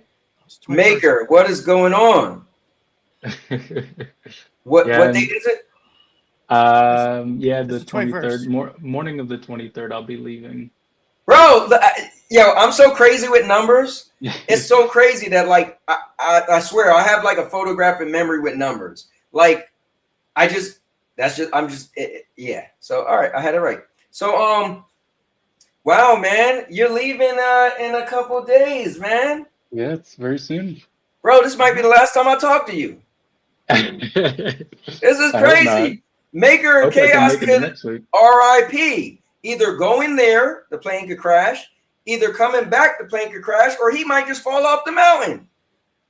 No. Bro, you got 3 chances. Cowboy, come on, you gotta give the man some hope. He has at least a couple. I mean, I'm just saying, he got 3 chances to, RIP. Well, you know what? Every day you have a chance of just getting shot randomly by a Florida person. So yeah, that's true. But I mean, getting on a plane is pretty safe nowadays. Car However, crashes are probably you're more likely to die in a car crash than that is true. But we did see last year there was a bunch of planes. Not a bunch, but. Did you hear about the girl from Godzilla died? Yes, she passed away. Yes, from a car crash. Yep. Dude, that's crazy. And she, you know what? I'm pretty sure she probably was supposed to be in the next movie. Probably. Yeah. Well, I also don't know if we're getting off the topic about video games here, but it's video game related. Did you guys hear the God of War show has been they have to reshoot everything because the actor got injured? You know what's crazy about that? So did you hear the reason? Yeah. He tore his bicep. No. Besides that, so they said his bicep tear. Technically, he could rehab in about 6 months, right? And because they said that it's very demanding and you got to lift stuff on the set. So they said for him to be back where he could actually do what he needs to do on set would take about a year. The crazy thing is they got to recast him because the guy who's playing Atreus is a kid. And they was like, the time a kid could grow, they don't want to wait that time. I'm like, wow, that's crazy to think about it. That the deciding factor was, dude, this kid is going to grow before our eyes. And it made me think of Game of Thrones. I was 6 years late to Game of Thrones, and we binged like 6 seasons. We finished it in a month, right before the season 7 came out. And when you watch it, when you binge something, you don't remember that a year went by, then they came back. And one season, I was like, what the hell? How did Bran get so tall? It was so weird watching him, and he must have had a crazy growth spurt. And I could never get over it because I didn't have that whole year. When canonically, he only spent 4 months, in the werewood tree that he was training in. With the say that again? Raven. Canonically, he only spent about 4 months in the werewood tree that the three-eyed raven was in. So it's like, so this motherfucker just grew all of a sudden, and he apparently did it off camera. Dude, that's crazy. Like that summer when they went away, he must have just, you know what I mean? Or that year just had that crazy growth spurt as a teenager. Yeah. Sorry. Oh, go ahead. Jinx. It was so crazy looking at him like, I'm watching the show like, what the hell? But I'm like, wait, that's because I just pressed play when the season ended and the next season started, But so yeah, that's a crazy reason for them to have to. You didn't have the year wait I had, where it's like you're sitting there every year, like, okay, new Game of Thrones. Why the hell am I hearing this show more? My question is, how long is that going to put back the show? Because if they have to reshoot everything and then, it's Amazon editing and stuff. Amazon's got fuck you money. They don't care. So what I'm thinking though is they must not have been that far then. They must not have that many episodes. I think it's going to be 2028 at least. It's going to take at least a year, I think. From what I heard, there were 4 episodes in until he got injured. Okay, so I think they're going to live for 8 episodes, maybe. Well, 10. Listen, I'm not going to lie. He didn't look like Kratos anyway. At least the picture that they always show of him, which isn't fair because there's only one picture, but that picture did not look like Kratos at all. I think it was an easy decision because people were making fun of like Temu God of War. I was just about to say that. Like, come on, man. You should just meanwhile, poor Twisted Metal's kind of left in the limbo right now, which actually is a good show for the record. Twisted Metal is actually good. I agree. I had it better than The Last of Us season 2, which made me just want to freaking just go. It had to pull me in at first, Twisted Metal, but it pulled me in and I was really on board. All right, hold up. Let me go read. Blood said, he said, it's funny how nobody fought for physical music CDs. Imagine carrying around a CD player today with a CD binder. No, that is true. That is true. Kids are going to walk up to you and say, what are those relics from the past? No, that is true. Listen, I got a comes close to home. And Maker, maybe you could explain this to me. I didn't hear any fight about PC stopping discs. Nope. I just one day it was like, oh, I mean, not that I played on PC, so you might have a better. You explain it to me. But was there a big fight?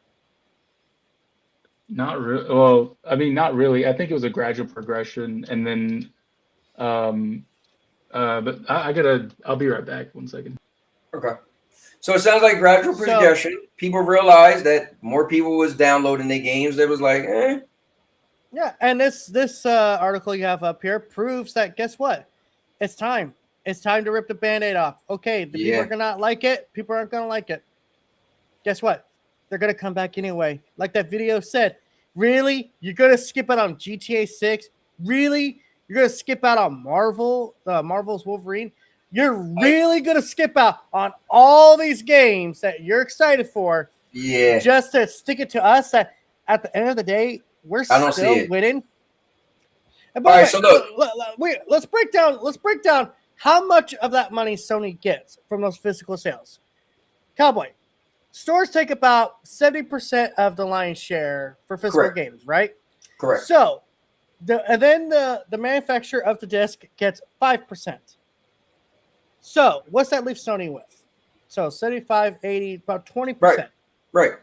So, if you're running a multi-million-dollar corporation, you're trying to keep your studios intact for the most part. Bungie kind of in a downfall right now, so they're going to get cut. Right. But you're trying to avoid cutting Naughty Dog. You're looking to try to avoid cutting Insomniac and all that.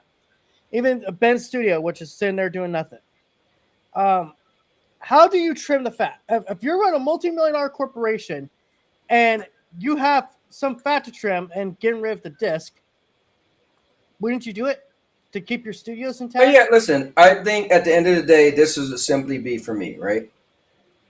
I would look and see what is making more money, right? And trust me, I'm pretty sure Sony had a conversation with Rockstar at some point. And Rockstar probably was like, hey, just to let all of you know that we're going to be shipping to, that our Grand Theft Auto is not going to have a disc. Just so y'all know.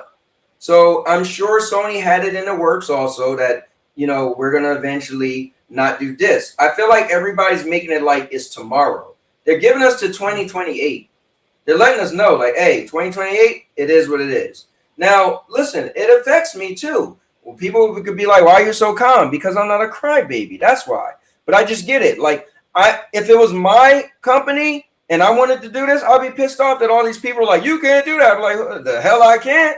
The hell I can't. It's my company. I can do whatever the fuck I want with it. If I want to light the damn warehouse on fire that makes the disc, guess what? I can.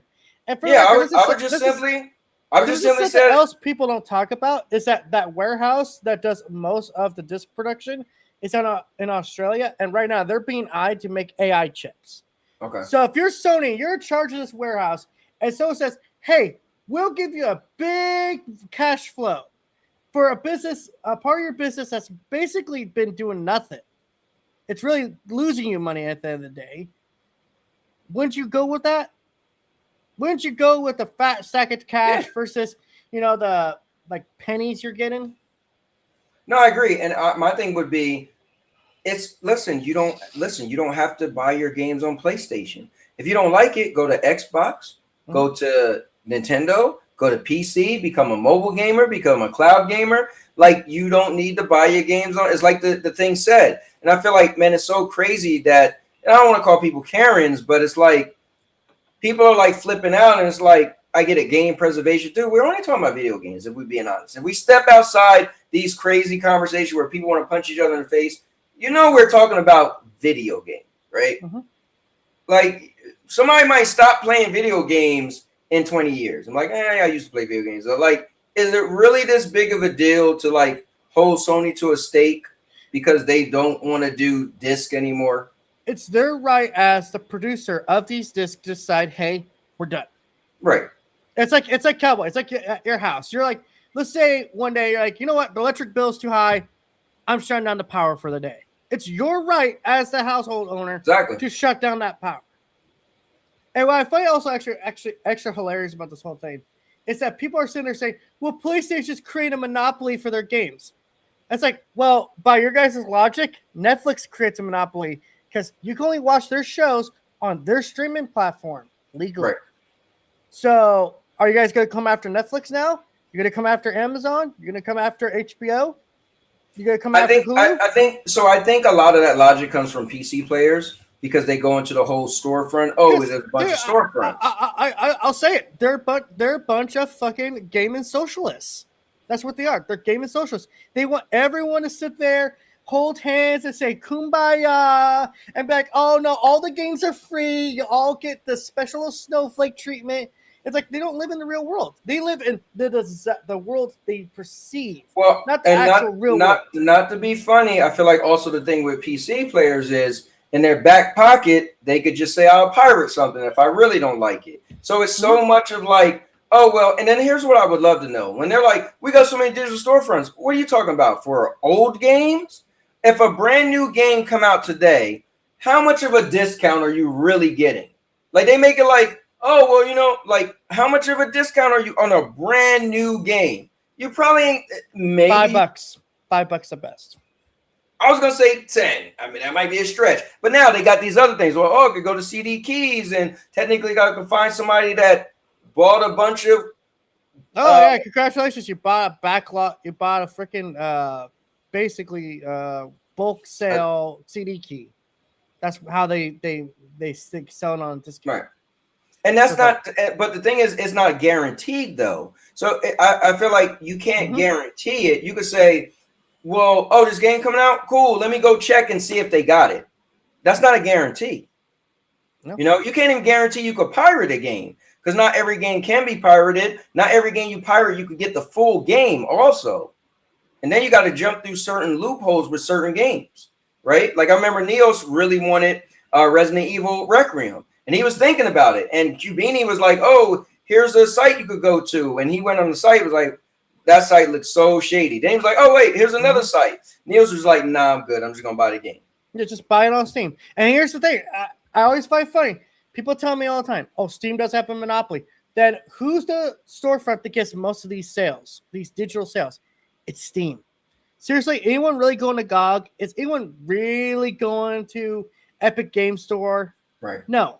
Yeah, for the record, I'm not saying that's because like it's a monopoly. It's because just Steam is just a better option. Right. Like, it's a weird fucking world. At the end of the day, I do think it's hilarious that we all seen the writing on the wall years ago. We saw it with Xbox trying to start doing this, you know, use hand games years ago. Xbox One, if you remember right. Mm-hmm. How does no one see the writing on the wall now? Like, hey, we see that the customer base is mostly digital. We know that physical games don't make up a lot of the sales.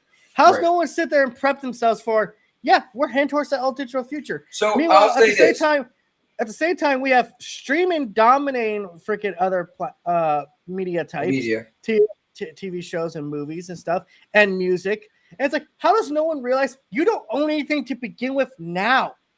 Your physical game, unless you're talking retro game like PS3, past below that, right? You don't own the physical game. That PS4 disc you bought, that's just a license agreement. That guess what? They can decide they still don't want to honor it.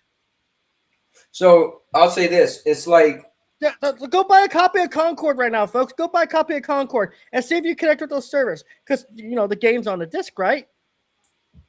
Right. No, yeah. I mean, I got Friday the 13th. And guess what? When they shut it down, dude, I lost my damn data. All my unlocked Jasons are gone. And because you can't play the game, they can't progress, I can't even get them again. I'm just screwed. I'm like, what the hell? Mm-hmm. And for the record, what people are worried about is the games getting revoked, like the license are going to get pulled from their accounts. I never have seen this happen outside, like if you are doing some shady ass shit. Correct. So it's like, how about this? How about you don't break the terms of service? You get to keep your games then. That's it. And then the three scenarios I said, if a lawsuit came up, you got to be an adult and be like, it is what it is. If, they came out with a sequel and the first one was just not popular, somebody was barely playing it, they want to push more people to the part 2. You just got to accept it. And the third one is if a game came out and it just hadn't, the player base was just terrible, like Anthem, they got to shut it down. I feel like these things that happen digitally, where are you taking my game? Dude, be real. Like I see people every day playing the Avenger game because I'm still in their PlayStation thing and they keep sending invites. I'm like, I wonder how many people are still playing this game. I'm shocked they didn't close that server yet. But if they did, those people have to be like, it was fun while it lasted. Like, dude, let it go. Move on. Find another game. The game wasn't popular. Like this game I'm thinking about playing, I'm getting Mistfall, right? Mm-hmm. Somebody said, I watched the video today, and the guy was like, I hope this don't go the way of, they got to make sure when it first starts, it's really good, right? They got to fix all these bugs and stuff because usually a game come out that is really bad. People just say to hell with it and don't come back to it, right? So, but if that happened and I spend, let's say I do the deluxe, spend the $35 or whatever it is, bro, I'm an adult. I'm like, unfortunately, 4 months later, it's like, damn, that game is terrible. Look at the player base. It done dropped. Whatever, you got my $35. Am I crying? Like, this is what bothers me. Gamers want to pay, let's say we're going to go crazy, $80. And they expect that $80 to last a lifetime. Like you paid $80 20 years ago and you want them to still monitor the servers, still add updates, still fix everything. It's like, you do notice like games are like a cash grab. They're making games to make money. And then they want to make enough money to make another game and make money. And eventually that game they're no longer making money on, they will not support that game.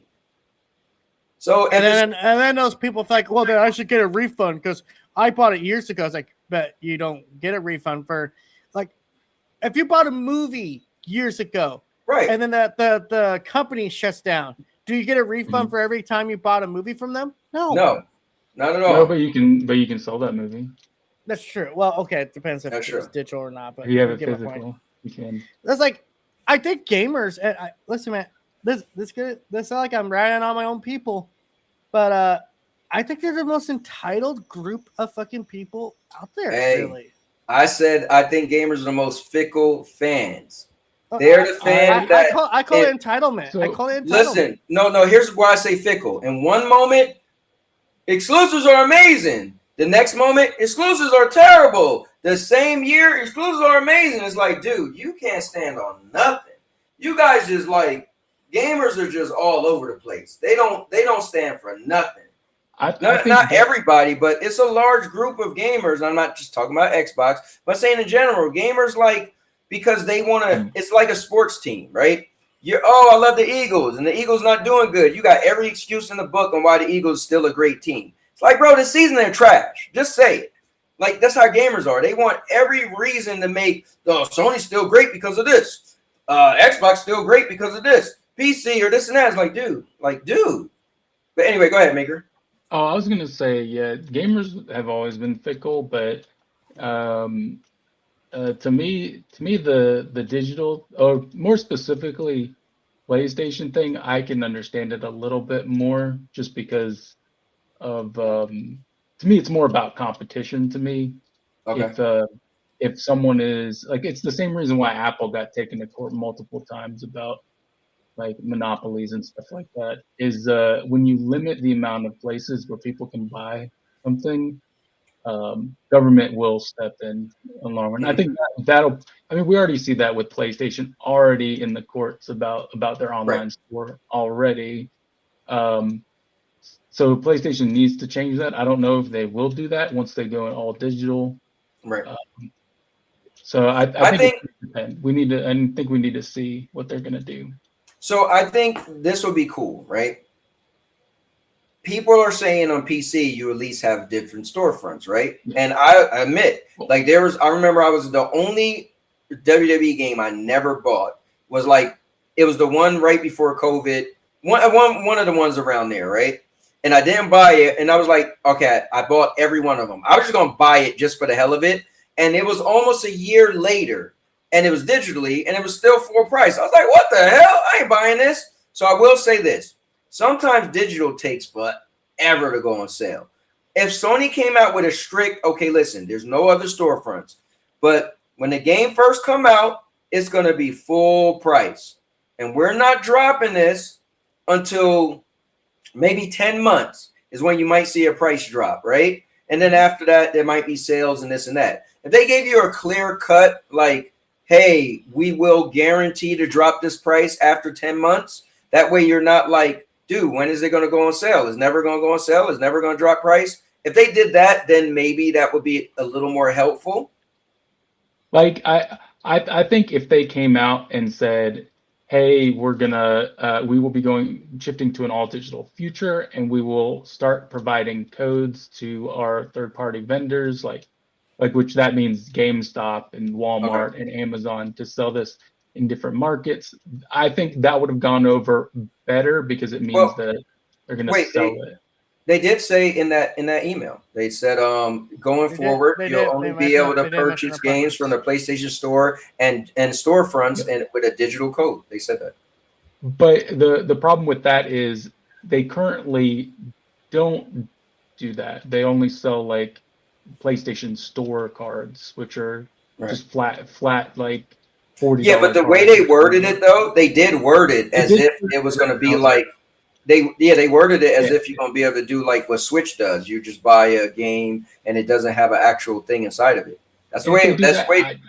To me, it's not going to be as much of a problem if they do that. So, and this is something I actually just thought about. Because Xbox. What if this was Sony? Here's where I think the outrage actually could be flipped on people. What if Sony is basically? What if they decide they're just going to go cartridges? Because remember, they're in a disc production. Nothing. I've heard nothing about cartridges possibly being a thing. No, I don't think so because cartridges are more expensive. That was the whole. Yeah, cartridges cost more to make than discs. Well, I'm just saying, like if I was like, if I was Sony, I was like, okay, we have to put something in the box, like a little piece of plastic and like a pretend manual. Yeah, no, I don't think they would do that. They would cost them more money. But let me read what Blood said real quick, Maker, and I'll get to you. Blood said, fact, most gamers are spoiled and entitled brats. He said, not most, but a lot. Go ahead, Maker. Oh, I was just gonna say, yeah, I don't see them shifting to cartridge. It's gonna go digital. They've started shifting away from disc, and I think they wouldn't have gotten as much flack for it if they weren't the company that was making Blu-ray, which was like one of the most popular physical like media form. I think that's the big thing is that they're like the last bastion of like discs, and then they're like closing that down now. No, it makes sense. That is kind of crazy. Now, here's my thing: when they close down, so how does somebody else take up Blu-ray? Like, how do you still make games? Private companies, huh? I would. At least if I'm hoping Sony will allow some of these companies to print on their own Blu-rays, like how limited run they make their own like limited versions of discs and stuff with games on them. Even if let's say a game doesn't have a physical version, that it's only released on digital. They have games that they release that are physical editions of that said game that they make themselves. Let me pull this up real quick. Seb put something in Discord, and I'll just bring it up. When a game that comes to mind, at least specifically with that, was Hi-Fi Rush, which they released a physical version of Hi-Fi Rush, which it was never physical until Limited Run made it. Yeah, eventually, yep. Seb put this. He said Mortal Shell 2 physical editions are selling out. So he put that in there. He wanted people to know that there are still some games that are selling out physical. And trust me, I'm not saying people don't want physical. I'm not saying some games don't do well on physical. I'm just saying that I've been into digital for well over a decade, and I know a lot of my friends have. I just know that the way of the world, like TPJ was giving all the different examples of different medias that went digital. And I just think that is a legitimate thing. And so, that's just where we're going in the world. Fortunately or unfortunately, whoever it's going to affect, So, but it is what it is. Again, I'm a is what it is person. I'm not going to cry and complain, Let me see. All right. Now, Oh, whoops! I just closed it. My bad. I closed the wrong thing. But anyways, I mean, that's all I wanted to say about this thing. I don't want to keep dragging that conversation, but I do. Yo, man. What's up? My friend just got lucky. So they are in a tight financial situation.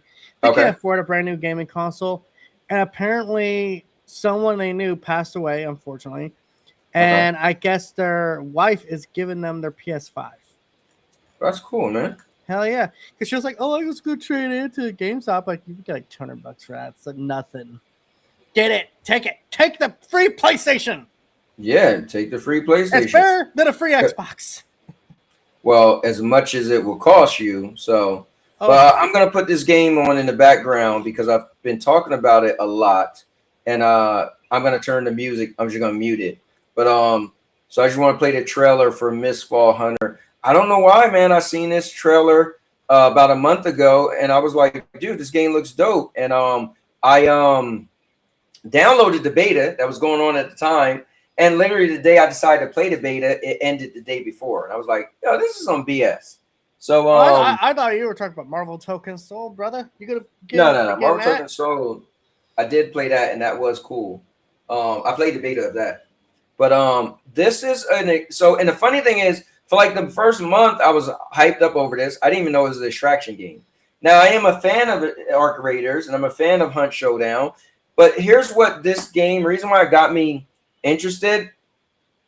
There's like no other third person that looks like this, and this looked like AAA, but third person extraction shooter that's melee. Everything is guns, guns, guns. Now, there's another game called Dark and Darker that I end up finding out about on PC, but it's first person. And so this, I'm like, oh, man, this is kind of cool. And when I seen it, I'm like, damn, the graphics look cool. The combat got me. I was like, okay. Now, people are describing it like Dark Souls-ish, but all the videos I'm watching, like, no, don't consider Dark Souls. It's more like Mortal Shell. It's more arcade-ish, which is good for me. But yeah, I'm like, dude, I think I'm gonna buy this game. So I've been watching a bunch of videos from a bunch of different content creators who played the game, gave a video, or that one company that always do the before you buy. So yeah, I don't know. I think I made my decision earlier when I was watching this one guy video, and I wrote in his thing that I'm gonna give him a shout out. Let me find his video.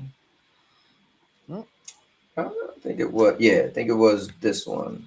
For the record, man, I need to hire a goddamn editor to make my thumbnails because Rudix fucking pointed out that I fucking misspelled a word on my damn thumbnail. Did you? Damn it, Rudix! I spelled felt wrong because I did my video of how I fell in love with D&D. Okay. It's all thanks to a certain game that ends with a gate. Cowboy got to play early because he was a Stadia goon. Oh, Baldur's Gate 3. Yeah. Yes, sir. Yeah, this game actually looks pretty good. Like, I don't know, man. No, yeah, I mean, and yeah. So this but it's an extraction game. It's an extraction game. That's crazy. So you can have solos, you can have trios. They haven't added duos, but yeah, you run around and you can, you fight creatures and then you find treasure and then you got to escape. And so you actually go up to this, it's going to show this creature that's like this little creature. You're going to he got like a bell on his head. You kill him. When you kill him, it like plants a tree with bells and you got to hold it. And if nobody kill you in time while you're holding the bell and all the bells ring, then you extract. But if somebody kill you, they could take your stuff. And it got 6 classes so far. They got the magic classes. They got the regular knight looking dude. And yeah, they each have 2 different weapons. So the weapons have all the abilities on them. And so when you switch the weapon, your cooldowns for those abilities go to the actual weapon. So you could literally have this. So I think I'm gonna use the mercenary. They're like the regular knight type character, and you create the way your character look. Yeah, I've been amped up for this thing. Now this guy, his name of his channel, because I said I wanted to shout it out. But this was a great video. My video was 29 minutes. Yeah, this dude is Italian Spartacus. And yeah, it was a great video. He broke it down really good and talked about all the different classes. He talked about the pros and cons. He showed like the different classes. He showed how you extract. He showed like, you know, they got trees in this game, like skill tree. He really broke it down. And after I seen this, I was like, you know what? I'm just going to go all in. I'm going to pay the $35 and just buy the big. $35 for a game like this, that's actually not too bad. Yeah, 30, and that's the deluxe edition. The regular edition is like $22. Oh, that's definitely not too bad. And if you buy it, you get the first battle pass included. Nice. The first season battle pass included. So this other guy had a video that got super deep into the people who created the game and the subsidiaries and how, like, you know, watch out because they do some gotcha games. I was like, wow, that was a deep video. It was like over 30 minutes, and that was interesting. But my thing is I needed to hear about gameplay. And once I heard the gameplay was my style of gameplay and it's the distraction, I was like, you know what? I'm in. So let me just show the other guy video because I said I would. And he did a part 1 and a part 2. Both was 15 minutes. So I watched both of them. And here, I'll just put on his part 2. And his name was Mystic Malachi. Okay, whatever. No, it's not Malachi. Malachi. But yeah. And the cool thing is that class, you can have a sword and shield, or you can switch it and grab the big hammer. So it's like one or the other. And it's just like Arc Raiders, you know, you kill stuff, you search their bodies, and you know, you're trying to make it out with all this stuff. The one thing I will say about Arc Raiders, I love that it's a modern looking game. So like if I grab a toaster, I know what a toaster looked like. So this looked like another, like that was one of the worst things about Marathon. Like Marathon's ammo was like a square case. I was like, I don't even know what the hell I'm picking up. So this looks like that mythological stuff where some stuff I'm gonna be looking like, wait, what's that? Like what's you know, but I'm sure I get used to it like anything else. But yeah, so I just wanted to bring this up. This game I've been interested in comes out on the 29th. So next week, Wednesday, I'll be doing We Wrestle Wednesday. So maybe when I'm done. Oh yeah, Cowboy, I gotta ask you, how do you feel about the next battle pass for 2K? The Hardy Boys are back, baby. I don't know. I don't care too much about the Hardy Boys, to be honest with you.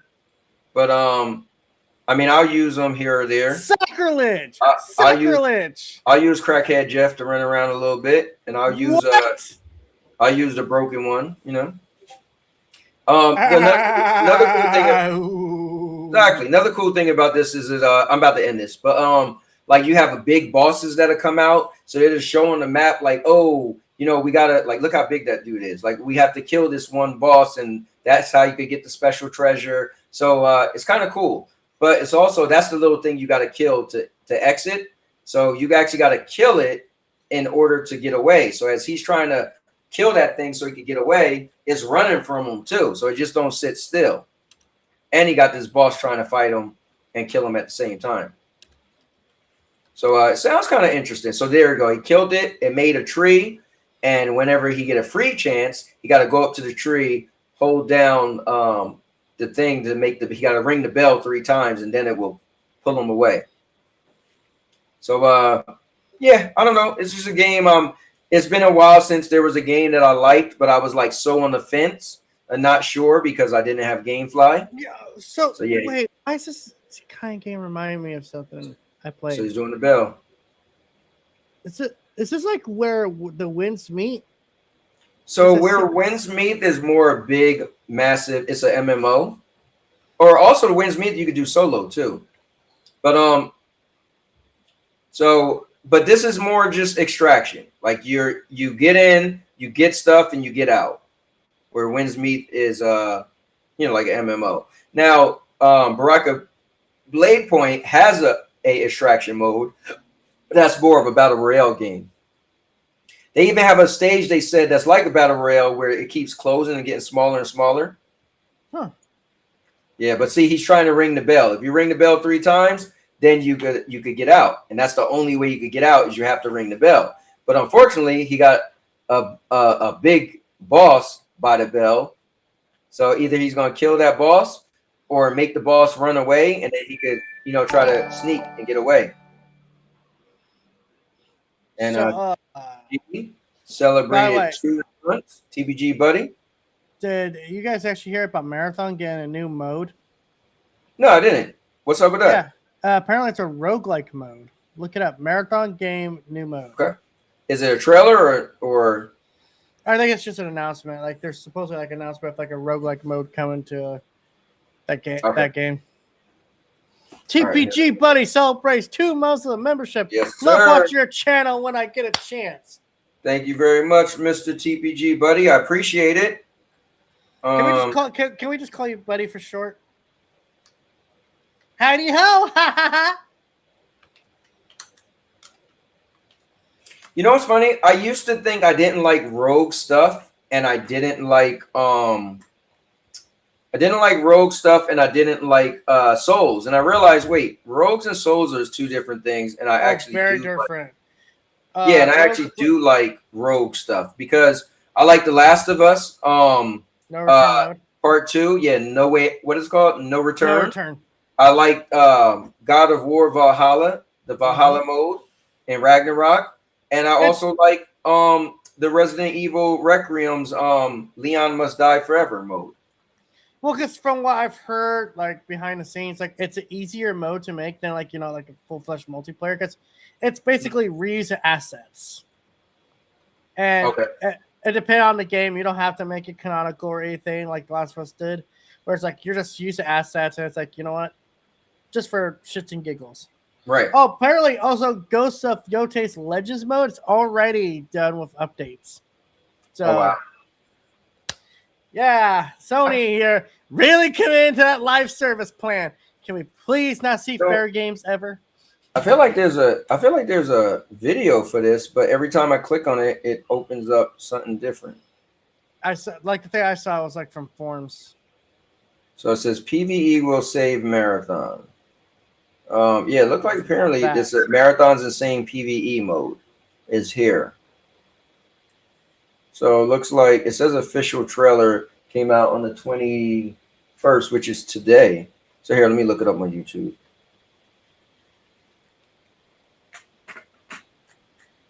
Listen, that would be cool. Yeah. PvE mode. Okay, so Vote Breaker overview. Okay, so that must be what it's called, Vote Breaker.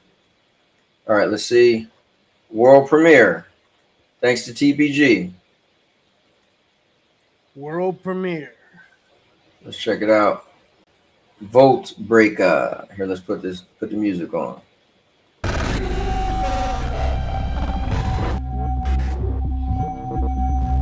Okay, Spiral Archive experiments. Play as a crew, duo, or solo. No enemies. To get started, equip the votes. New key here. I just muted the weird music anyway.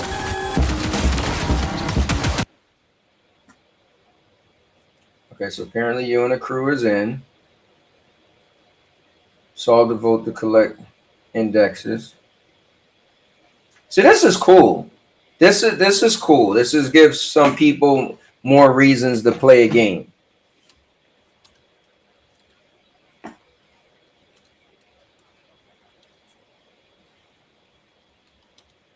Now, how is being rogue is an interesting thing. So rogues is usually mean every time you go in, something could be different, and it randomizes things. And if you die, you know, it sets you back a little bit. So I guess, yeah, you must be going in trying to, because it's a distraction game still.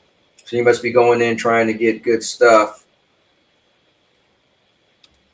Unless maybe it's not even a rogue mode. Maybe it's just a PvE mode. That's cool. Yeah, whoever's still a Marathon fan, I would hope this brings a lot more, bring an uptick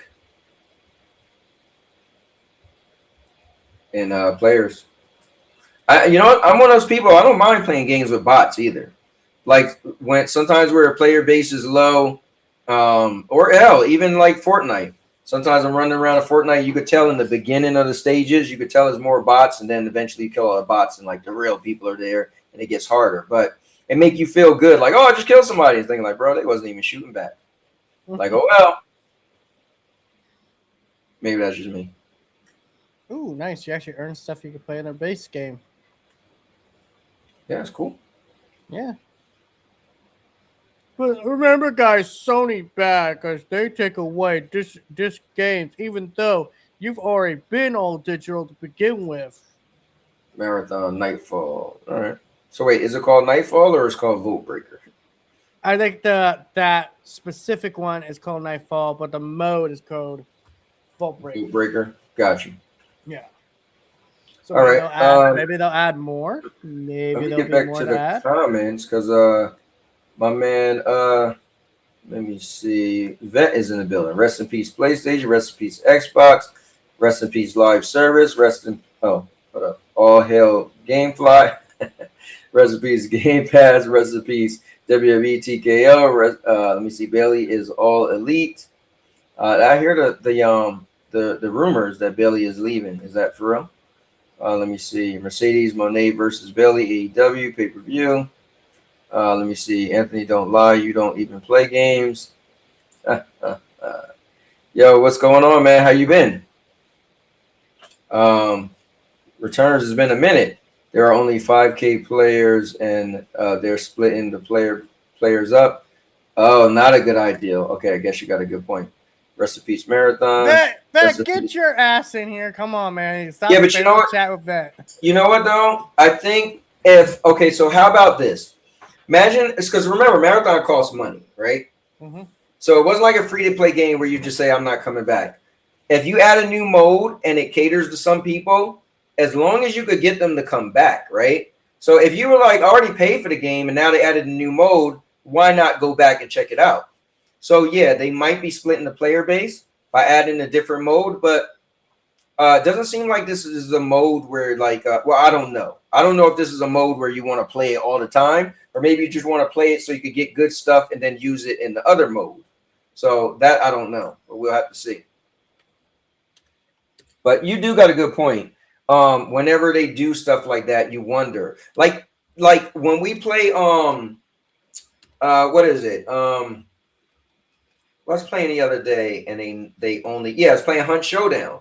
Dude, I don't know what it is, but no mode other than the hunt mode that people ever you ever find a match. Like that's the only mode. You let it sit there for 10 minutes. Nobody's coming in any of the other modes. Another thing, I got 3 games like that, right? So Hunt Showdown, Space Marines 2. I don't give a damn. When you try to play the PvP, nobody plays anything but Annihilation.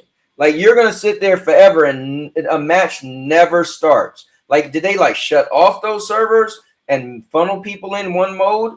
So you might have a point. And then there's another game. So it's Hunt Showdown. What else? There's another game I recently was trying to play, and I'm like, dude, no one plays the other mode. Oh man, I just had it. But yeah, Hunt Showdown. What did it come to me? But yeah, so you might have a point.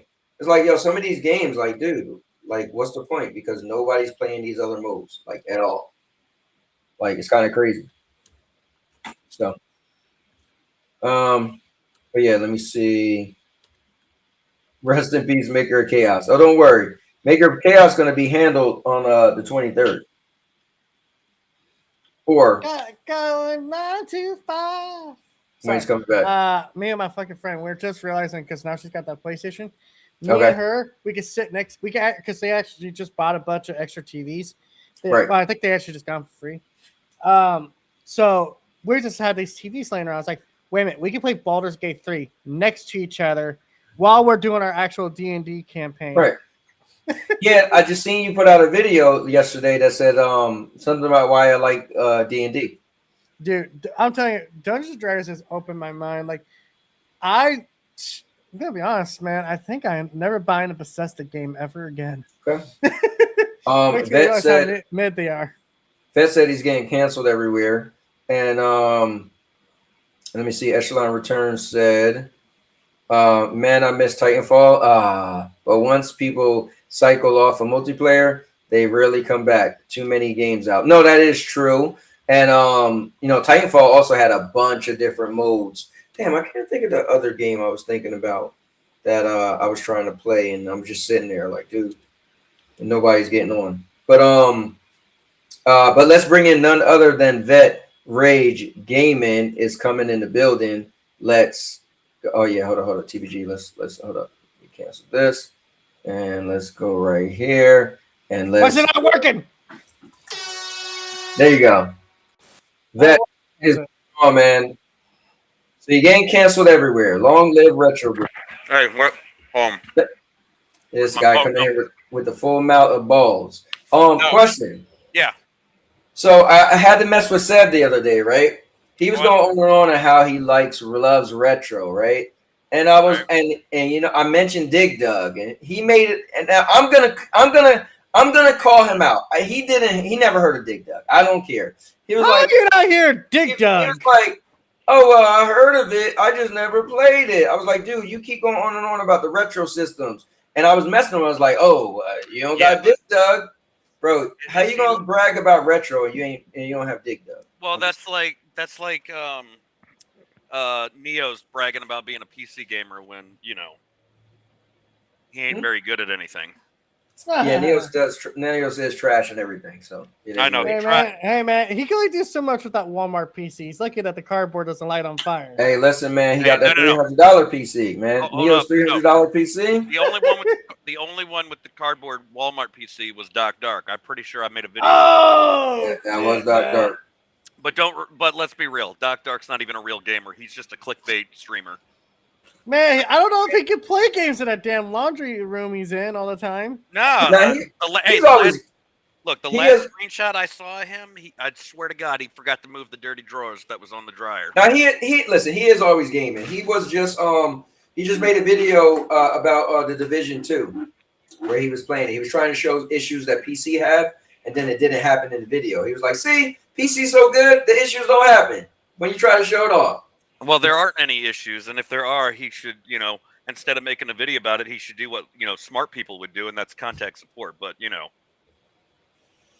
when you're only good at making videos, you know, for years and years in a laundry room. Hey, Vet, you should try the new Division update with the dynamic weather.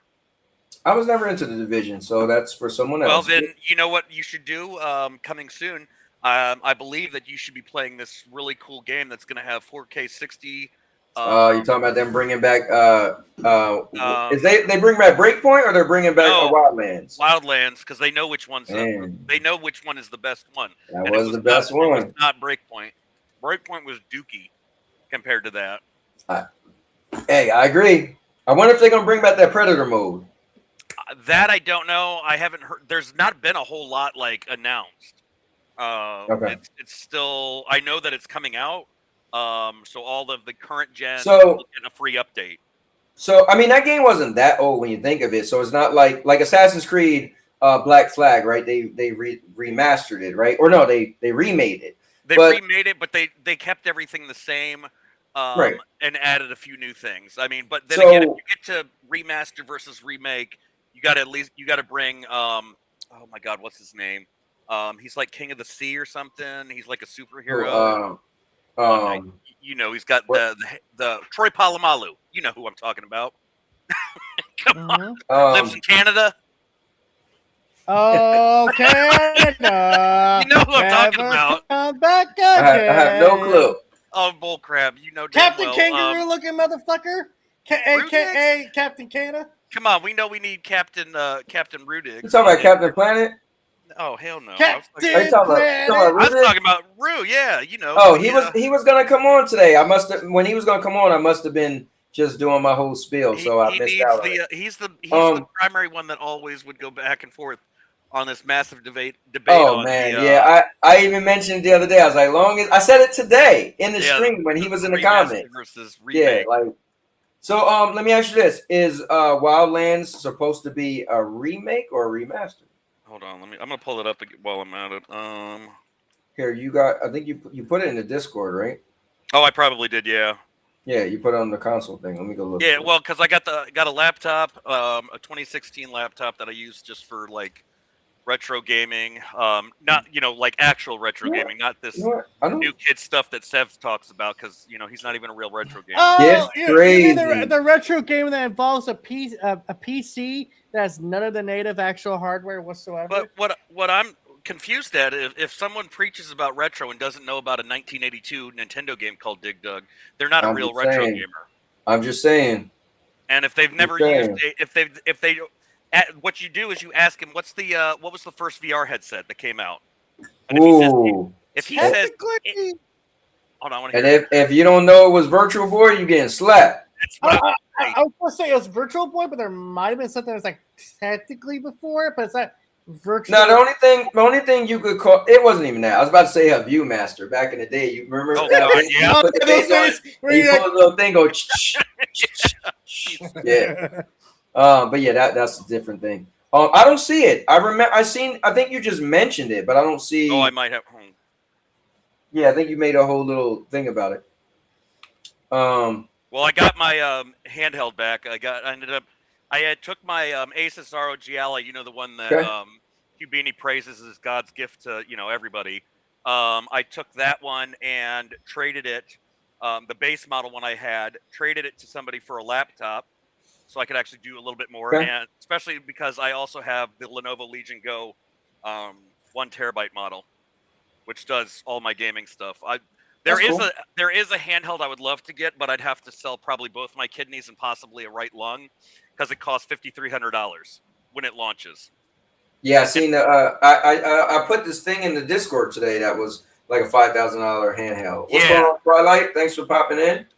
Twilight, you missed earlier on. We was doing a game of the book of questions. You probably would have liked that. So, well, Twilight is the one I just got the actual. Yeah, I knew you was talking about. Me and Twilight had a good conversation where I ended up bringing out my comic books because of her. Oh, you damn nerd! No, I'm just kidding. Does anyone remember Captain Power? Don't you mean Captain Planet? Captain Power. No.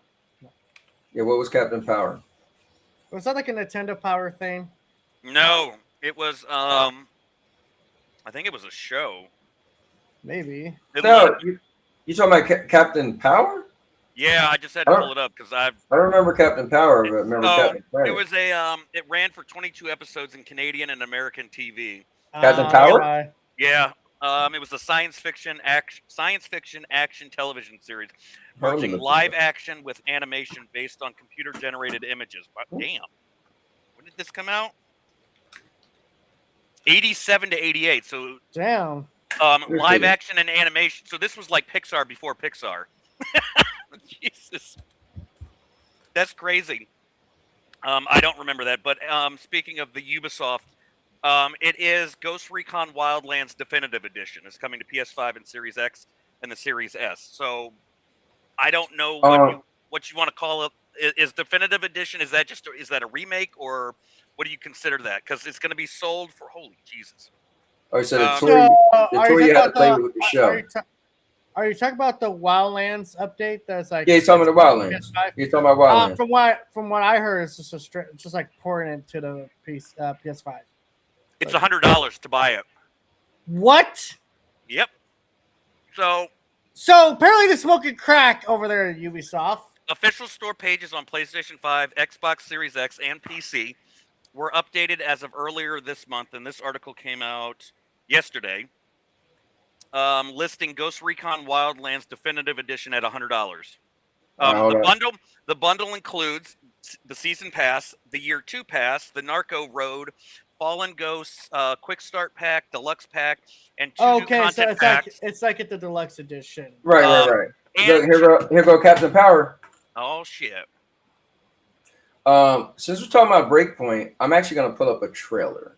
So it said, oh, they also, with this, you're also getting 2 new content packs called Nightfall Protocol and Cold Eye, both scheduled to arrive in-game this August.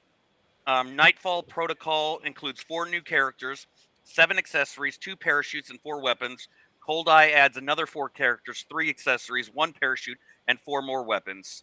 Both are described as equipment and character packs. Wasn't this the one that had a crossover event with like a Predator? Yeah, I said that, Yeah, bro. that's what he was saying. Yeah. Hey, I said if they added that in there again, that would have been cool as hell. Well, I don't know. That's but, a license issue. Yeah, that may be a thing. But it seems, I thought they were adding new content to this as well. They're not adding new content. Hold on. Get out of here.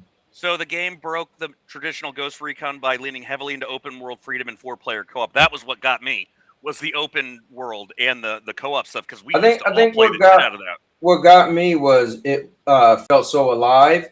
Like when you drove around with the villagers and stuff, like it was so much like activity going on. Well, yeah, I mean, it was chaos, destruction, but the villagers, I mean, you could walk there and just watch them and they would just go about their business. Right. You could run in their houses, like it was cool. Hey Razor, are you trying to play? Are you available to play Arc Raiders today? Because if you are, I'll hit my other buddy up and we could all get together. Also, let me see. Twilight said, Cowboy, I had to give TPG a call because I'm being gifted. Oh yeah, he told us. He told us. I'm excited for you. So according to Game Rant, Wildlands on PS5 and the Series X could hold on, I just lost. Could soon receive 4K res support, 60 FPS gameplay, and the rumored Last Rites mission. All reportedly planned for early August. The Last Rites is the new mission that they added to this game. So you are going to get a new mission. Hold up, what's Fire and Ice? He said, if I have not seen Fire and Ice, got to do that right now. Crazy fantasy anime movie. It's free on YouTube. Wait, is Fire and Ice have something to do with Game of Thrones? Because remember the whole Game of Thrones Fire and Ice? Oh, no. You know what's cool? I just recently got into watching animated stuff, so you caught me at a good time. So I'm gonna look up a trailer for it. But Ghost Freak. Listen, Wildlands was cool, Vet, but it's a little bit long in the tooth for me now, man. I don't think I care as much anymore. You say that until you see a lot of people playing the new mission. Yeah. Oh, by the way, Twilight, guess what now? That means you actually could play the Marvel Wolverine game and God of War Ragnarok. But here's the other thing, that the timing of this, there's a lot of speculation now with the timing of this, that this could be the initial a broader effort to see if there's renewed interest in Ghost Recon as a whole, because they may be working on a new Ghost Recon game in behind the scenes. Totally can see that. They also just had a leak, on details leaked online of Far Cry 7, and I know there was some leaks revealing the first look at the setting that plays a huge role in the new Assassin's Creed Hex game. Whoa, wait, sorry, I'm right here. Something in Twilight saying, chat. Hey, Cowboy and TPG. Also, getting another PS4 in the guest room. We'll have a PS1, 2, 3, 4, and 5. What the fuck, girl? God That's damn. Cool. You know what? Since TPG, when he likes to visit you, likes to go in there and sleep because that's the guest room. We need to put a big ass sign on that says PlayStation room, no Xbox allowed. Yeah. We talked about the GTA 6 pre-orders went crazy, and it's all digital. When you planning to probably play Arc Raiders? No, so I was gonna play Arc Raiders after this stream. I mean, I'm kind of like we're just kind of like bringing up random stuff at this point. But when are you free? Let me know, because I'll ask my buddy. That's the whole thing. I wanted the 3 of us to play. If I could have got the 3 of us to play, so let me know when you're free. All right, I got a question. Do you guys like PvE or PvP extraction shooter games? No. Marathon. Okay, so would you play Far Cry 7 if it ends up being a PvE and PvP extraction shooter? I was never into Far Cry, so I have to say a no on that. It's a no for me, dog. No. Yeah. Apparently, that's what the game is going to be. I don't know if that. I think if they shift that game to PvE and PvP as an extraction shooter, I think it's dead. I don't think it's going to do anything. I'll play it. I won't say that. I think Extractions is getting more and more popular. You know, you've seen it. Listen, we're talking about Arc Raiders right now. Can me and him play, you know, I'm looking into buying that other Extraction game. Well, this coming is a out big, next week. but this is a big jump, like to go from what Far Cry has been to go. I agree, but I think if you could try to here's the thing. If you could pull your audience that's already there with you, if you could pull them over, is probably what they're trying to do. But again, I feel like Marathon should have just been a mode in Destiny, right? So you might have a point. I'm not saying I disagree with you, but I'm saying because they have such a big fan base, that the hope is a lot of them go over, but then you got to figure some of the fan base might not care about Extraction. So. Well, and then the only other news that I had was there was a leak that came out on X regarding a early in-game image of a cathedral from Assassin's Creed Hex, and they claimed that the building plays a significant role in the story. The structure shown is a Gothic cathedral, which lines up with earlier rumors suggesting the game takes place somewhere in Europe.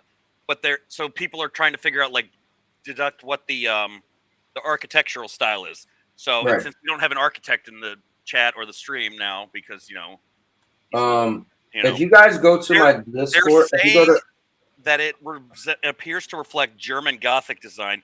So it could be Germany, but they're also suggesting Nuremberg, Cologne, Prague, or Vienna. That no one cares about none of this you're talking about. I just want you to know. You know what? Go play your gay shit. If you guys click on any of my videos, like if you click on the video right now, you scroll down, the link to the Discord is right there. So just click on that and you can join the Discord. Join the Discord, boys. And no, because he was TPG buddy was asking me about it, so I was just explaining. Everybody wants to join the Discord so they can sit there and talk to TPG and say, "Hey, TPG, stop being such a pony. Start playing Xbox. Start playing Nintendo. Start playing everything." You're barely even in the Discord nowadays. Hold on, I thought Xbox was dead. Oh, Xbox is now like dead, baby. They so goddamn buried that Microsoft forgot they exist. Well, look, boys, we're just talking about random nothing, and on my Tuesday nights is when I get the game. So if we don't got anything new to talk about, I'm gonna shut this down so I could get my game on. Well, I recently did a stream yesterday. Yesterday. How did you do a stream, Mr. I get canceled from every fucking platform? Oh no, I'm just getting videos and cancellation requests from people on Rumble now. But on Twitch, I did a stream yesterday afternoon, and if anybody in here knows who Scatha is, I think you do, Cowboy.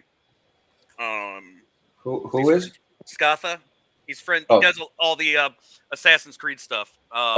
Big place. Only does it on PlayStation. Gotcha. He popped over and hopped in my Twitch stream, and then within seconds, I had somebody raid my channel with 288 people. I don't see how this has anything to do with digital or physical or anything. That's because physical games are dead. That's because physical games are dead. People are just in denial. Physical. I had a buddy. Speaking of that, I had a buddy that sold his PlayStation and several new games that were unopened PS5 games, including like Rise of Ronin or something. I don't know. He got like $550 store credit at GameStop and bought everything brand new. So he spent way more than that. And I was like, oh, bro, you should have put that on Facebook. But anyways, he got rid of the PlayStation and all of that stuff because of the Sony getting rid of physical. And I'm like, why would you do that though? Yeah. Like they're not like they're just like that. I don't understand the logic with people because they're not. Boycott is real. They're stopping making physical games. It doesn't mean they're going to send out an update and kill off the drives. They're still going to work with the games that you already have. My man Lion is in the building. What's going on, Lion? Are you actually using logic in a non-logical argument? Come on, man. Well, I think the worry is people if they shift to this next console and it won't have a disk drive. That means people who have been buying physical disc on the PS5 and PS4 can no longer play them back compat with the new console. So here's my problem. Hold on, wait. Hold on, Vet. Here's my problem.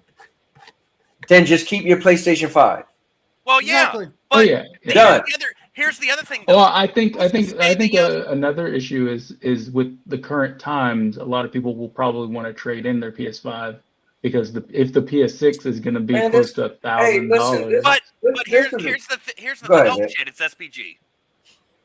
Oh, damn. I just happened to see Oh, Obi, well, there's all these people coming in here late. Obi Rose is in the building. Come on, man. Let me hold on real quick. Hey, Obi Rose is in the building. Welcome to the Chosen Zone. All right. Wow, Obi Rose in here. They showed up because I put the word out because I showed up. That's literally what it was. Oh, wow. I popped on here and then the look. prime veteran is here, so we have to stick around. SPG legit, like he felt a shaking in the force. Oh yeah, look, pay attention. I forgot already. So yeah, the Marvel token beta is this Friday. Damn, thanks for reminding me. The other thing with people with the whole, the PS6 and if it may or may not, then if it might not play backwards, the games. Did Sony ever even say that it was going to have backwards compatibility? No, they didn't. Exactly. Right. So if somebody trades in a PS5, you already know they're going to get nothing for it. Right. And they buy a PS6, and then Sony says, "Oh yeah, this isn't backwards compatible." If you know how the price for buying a PS5 then is going to go back up. So listen, let me get to some of these comments. Hold your horse, Beth. So I knew I was able to say his name right before, and so yeah. So Return said, if a customer sits in your restaurant and orders steak, it's not your place to tell them chicken is better. I think this is different though. I think this is more like you go to an ice cream shop where you're standing outside in the line and you're ordering ice cream and they tell you what's on the menu and they're handing it to you outside of the window, right? So you don't really go inside, you just stand in line and take what they hand you. So if they don't have vanilla, you keep it pushing. I'm just saying. Or you gonna buy that chocolate. Well, I ain't really come here for chocolate, but I'm here now. So I think Sony wants that to be the case. Sony wants you to come to them to want to purchase a game, and if they have the game, you're gonna buy it. And if they don't, then you go somewhere else. But you're gonna have to come to Sony to purchase that game. So I think that's what they're trying to do. But go ahead, TPG. Well, no, actually, SPG actually brought up a good point. Profit is better with digital than for them than a crappy store fronts. Yeah. Hey, man, listen, I could sit here and I could corporate dick ride Sony all goddamn day. I could. But you do. I shut up, man. Shut up. No. Hey, no. I have demands. I need that lube first, okay? Then I'll talk about it. Okay, go ahead. Okay. At the end of the day, so at the end of the day, all these companies are about profit. I don't know if anyone else. I don't know if other people are delusional thinking that these companies are their friends. They're not my friend. Sony wants my money. Okay, make me a product that's worth my money. Okay, Marvel's Wolverine, gonna buy. GTA 6, gonna buy. Okay. Witcher 3, Song of the Past, gonna buy. Guess what? I'm gonna buy it on my PlayStation. At the end of the day, man, I'm not gonna skip out on games I want to play just to, for something I don't even care about to begin with, and that's physical disc. Wait, my thing is this. A lot of those you don't. Go ahead. You don't need a PlayStation to play them. But you're not going to wait a year or two, like some people that are simp way too hard for Soft. Let me say this. My thing is this. It's just cut and dry. I don't own the company. I don't have any stock in it. They're either going to do digital only, and I'm gonna buy it. They're going to say, I'm doing digital only, and I'm going to go to Xbox or PC or Nintendo or become a mobile gamer, right? All this crying, trying to stop a company that is only trying to make money. We know this because I'll be doing the same damn thing if I was the head of Sony. All this crying to turn a company to make them do what you want to do is stupid. Just go to Xbox then. If they doing digital or in physical, and you still could get physical, go to Xbox. Go to PC. Oh, wait, you can't go to PC. My bad. They didn't do digital. So I just feel like this whole, you know what I mean? Like you got my thing is this. Like somebody said earlier. What about Nintendo? Huh? Well, Nintendo, listen, when the Switch 2 came out, I think it was when they had the first 26 games. I think they said it was like only 3 games that was physical, and all the other Did you see the that was news? crazy. Nintendo just responded finally to the all the people complaining about their brick consoles. Damn. They made a post. Basically, they said you knew what you were getting into when you bought the device. Tough luck. We're not fixing it or replacing it. I was like, damn. Yeah, Nintendo ain't playing no games. Hold on, let me read this right here. He said, it's fine if you tell me we don't sell X.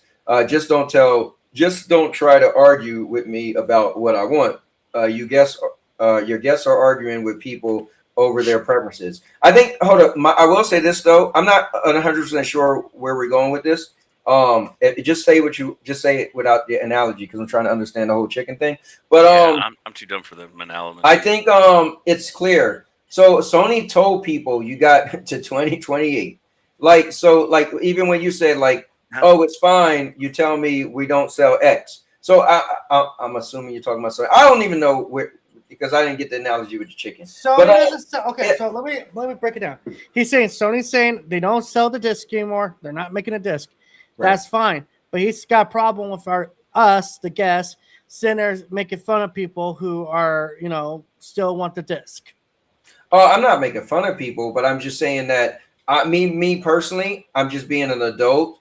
You can't have everything you want. Not everybody's driving around with a Mercedes Benz, right? Mm-hmm. Like not everybody's still able to play a Sega Nomad. Not everybody's driving around in a convertible, right? And bragging about it with a pool in their backyard. Right. So at the end of the day, the whole thing is just that if a company says they're not doing X, Y, and Z, they let you know damn near 2 years ahead of time. It just is what it is. You just say, okay, well, you know what? Next, I'm not buying the next PlayStation because I like this. Like that should be it. Yeah. But well, this on the internet trying to make them reverse is just kind of, I don't know. It's what I think I don't know if it is like a wasted effort. I think it could delay it, but no, it's a waste. There are literally thousands of people signing a petition that Sony's never going to look at. I do think having physical media is a good thing. I mean, I know me personally, if I collect something, usually I collect it physically. So a lot of the games, but who's to say that Sony isn't going to change? I'm not saying change their mind completely, but who's to say they don't sell certain titles? They don't come out with a collector's edition only and sell it at a ridiculous price because that Sony would do. No, I don't think so. I think they're clearly being clear. Like this is what I expect though for a company to do. Look me in the eye, tell me you're gonna get screwed sideways, and you're gonna like it. But the thing is, if you look at what Sony said, the only reason that people are making a fuss now is because social media is a big thing. Correct. People did the same thing when PC got rid of it, but you didn't hear about it because social media wasn't as relevant as it is nowadays in the gaming industry. Sony's going to drop the physical support of making physical games. People will bitch and complain just like they do when they're standing in line to pay $100 for their GTA 6 or they're standing in line to buy Madden, knowing that as they're standing there waiting to buy Madden, they're tweeting about how much the game sucks because it's just a roster update year after year. Or they're standing in line to buy something and not sure if when they get to the front of the line it's sold out. Exactly. Like that's the thing. It's people are just gonna. You gotta think. There was a reason why digital became digital. There are benefits to digital, just as there are cons to digital. You know. The thing that's going to happen is after, and what people forget is Sony didn't say in 2028 is when it's done. They said by 2028. No, they said January 20. They gave a date. Yeah, but they said by. They're gonna stop production by 2028. Like January 2028. That means that for all it's going to be winding down. It'll be done by January of 2028. It will be done, but I could see it happening. Them slowly phasing that stuff out all next year. Unless I agree. Games that are already in production about to launch, like if they have a launch date, unless they say, hey, we're going to change it and we're just going to make this digital only, they'll put a disc out for it. But I think anything that's new, you're done. You're not going to. I agree. I agree. I said that I could picture some games just becoming digital. It's like, hey, we gave you a heads up. people think that Xbox isn't going to follow suit, they're retarded. Delusion, delusional. Absolutely. So, like the that'll- next model, the Hex or whatever The Helix. Helix, whatever it's going to be, whatever it ultimately ends up being, guarantee it's not going to have. It will not have a disk drive. It will not support physical. I don't think any of the upcoming consoles will have disk drives on them, but at the very least with Xbox, like if they're making it a PC, all they really have to do is allow. It's not. I've talked to the guys working on it, and they've already confirmed that it's a console with. So my thing is this. Baked into it. All they have to do is allow third-party disk drives to work on it. That's all they need to do. There you go. There you go. That's a good solution for both. Do that for PlayStation too.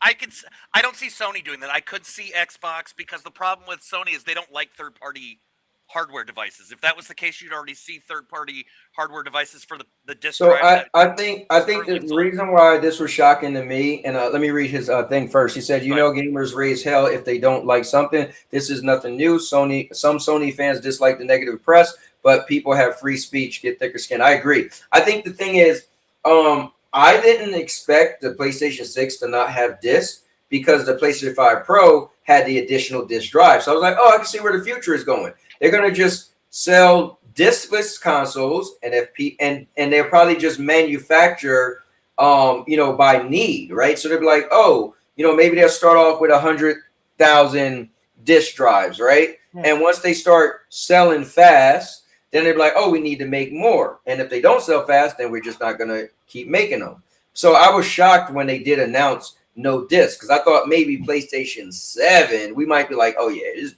no disc. So that did shock me. I will say that. Brother, I'm going to take off. You guys have a good day. And make sure to kill some baddies for me there, Cowboy. Yes, sir. Well, TPG, thanks for popping on, adding some greatness to the channel. And I hope you enjoy the rest of your day. Guys, make sure you check him out. He's been putting out a bunch of new content on his channel, That PlayStation Gamer. Yeah, I've also got to start heading out, but I like the idea of still having a physical thing, even though I would say I'm not a big proponent of it. I only have select physical copies. I just hope that they find a good solution for everybody, because I know people who like to collect, vinyl records, right? Right. I think there will always be a demand for that, having that physical, game and game console combined together, even if it's niche. Yeah, I agree. There's always going to be something. And listen, man, I hope they do figure out something. You think I want to lose my GameFly? I love being able to brag that I'm playing the games that you guys pay for full price and to complain about and hate them. And I'm like, well, I got to play them and send it back. Hey, I don't even do that. I just I play everything. I got time to be paying for games. Come on now. But yeah, I'm gonna go ahead and head out though. I gotta make sure I got everything ready for tomorrow. Or ready by the end of the day tomorrow. Maker, if I don't hear from you, maybe your plane crashed, maybe it didn't. Maybe you fell down, the mountain. Maybe you didn't. Maybe you didn't make it back. Maybe you didn't. But I will say this: I hope you have a blast, man. I hope you have a fun time. Man, I love seeing all the adventures you're doing and you're going on. It's really cool just to know you and know that I met you in person when you flew from Georgia to Philadelphia. And then, now you live there. And then you went to Gamescom over in Germany, and you're going to Japan to scale Mount Fuji. And I just love the adventures you're doing. And I hope you have a blast, man. I hope it be one of your best things you did. And please make sure you can get up that hill, because you didn't tell me if you feel that you're okay to do it. You left that out. I don't feel like I'm ready, but we'll see how it goes. Hey, look, as long as you ain't making puke sickles, I think we're good. Hey, listen, just get up early in the morning, like you said, man. Give yourself all day. You said you got to make it up there by 5:30, right? Hey, look. Yeah, 5:36. I told them I'd be there at 5:30. And you know what they say? Eye of the tiger, buddy. Eye of the tiger. I looked it up, and it's supposed to be like 6 to 7 hour hike. So I should be able to make it in time, but I'm giving myself a little extra leeway if I have to Yeah. take a break. Listen, if you just keep moving, you'll be there. You know, I think that's what it. you need to do, you should have scheduled it for Tuesday. You could have joined the podcast and just live streamed it while you're there. Oh, we talked about it. We did. Yeah, So when the live stream is going that Tuesday, I believe it'll be early morning. It'll probably be around. I'll probably be up because I'll be going to the sunrise on it. So I will probably be up, and if I may join, if I have signal, I'll join you, and I'll live stream. Be like, I'm watching the sunrise at Mount Fuji. Hey, look, what cell phone service you got? Well, I'll be using a SIM card, an eSIM over there. Oh, gotcha. I was gonna say if you had T-Mobile, just use the just get Starlink. Yeah, there you go, buddy. You know, you'll get that satellite connection. Yeah, I can. All right, take care, blood. Have a good night. All right, I'm heading out to later. Yeah. All right, see you, Maker. R.I.P., buddy. It was good knowing you. I got the last word in too. Oh, yes, you did. It's good knowing you. That's hilarious. Hold on. Let me see what. Let me see.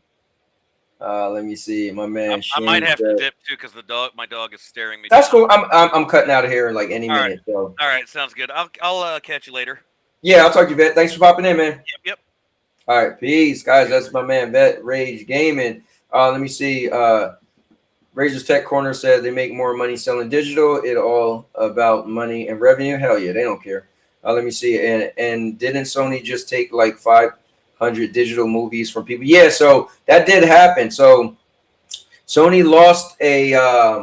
They had a bunch of over I think it's 530 something movies that people had movies and shows people purchased, and they lost the rights, the digital rights, and so they had to let them go. So it's crazy, but guys, when we buy stuff digital, that should be letting you know that you do not own this. You own the rights, and the rights can be taken away from you. So that does happen. Now, it doesn't happen all the time, but in that instance, there was a bunch of people that lost a lot of stuff that they did pay for, and they was SOL. So that does happen. All right, guys. I'm gonna make a thumbnail. Because this is how I'm doing my thumbnails now. They're all pretty much live. Okay, that's not what I wanted. All right, I'm gonna make this thumbnail. Okay, give me a moment. All right, so we're gonna make this thumbnail.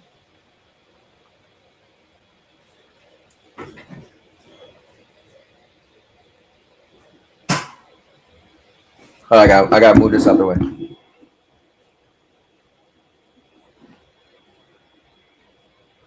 I love it. Yeah, that works. So that will be my thumbnail for this episode.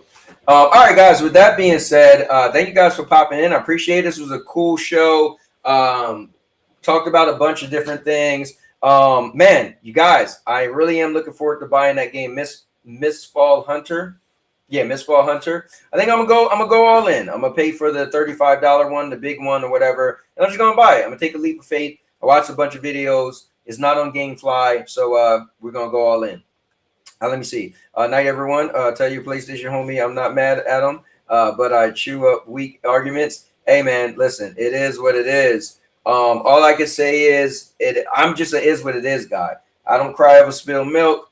I don't care. Listen, I didn't put a dime in making PlayStation. They could do whatever they want. Xbox to do whatever they want. PC, PlayStation, or Nintendo. I've just never been one of the people to cry about stuff that's going on. Like, I'm either going to like the service because I'm getting something out of it, or I'm not, right? I will buy another PlayStation because I do value the AAA games, right? I'm a AAA whore. That's all I care about is PlayStation giving me the most access to AAA games.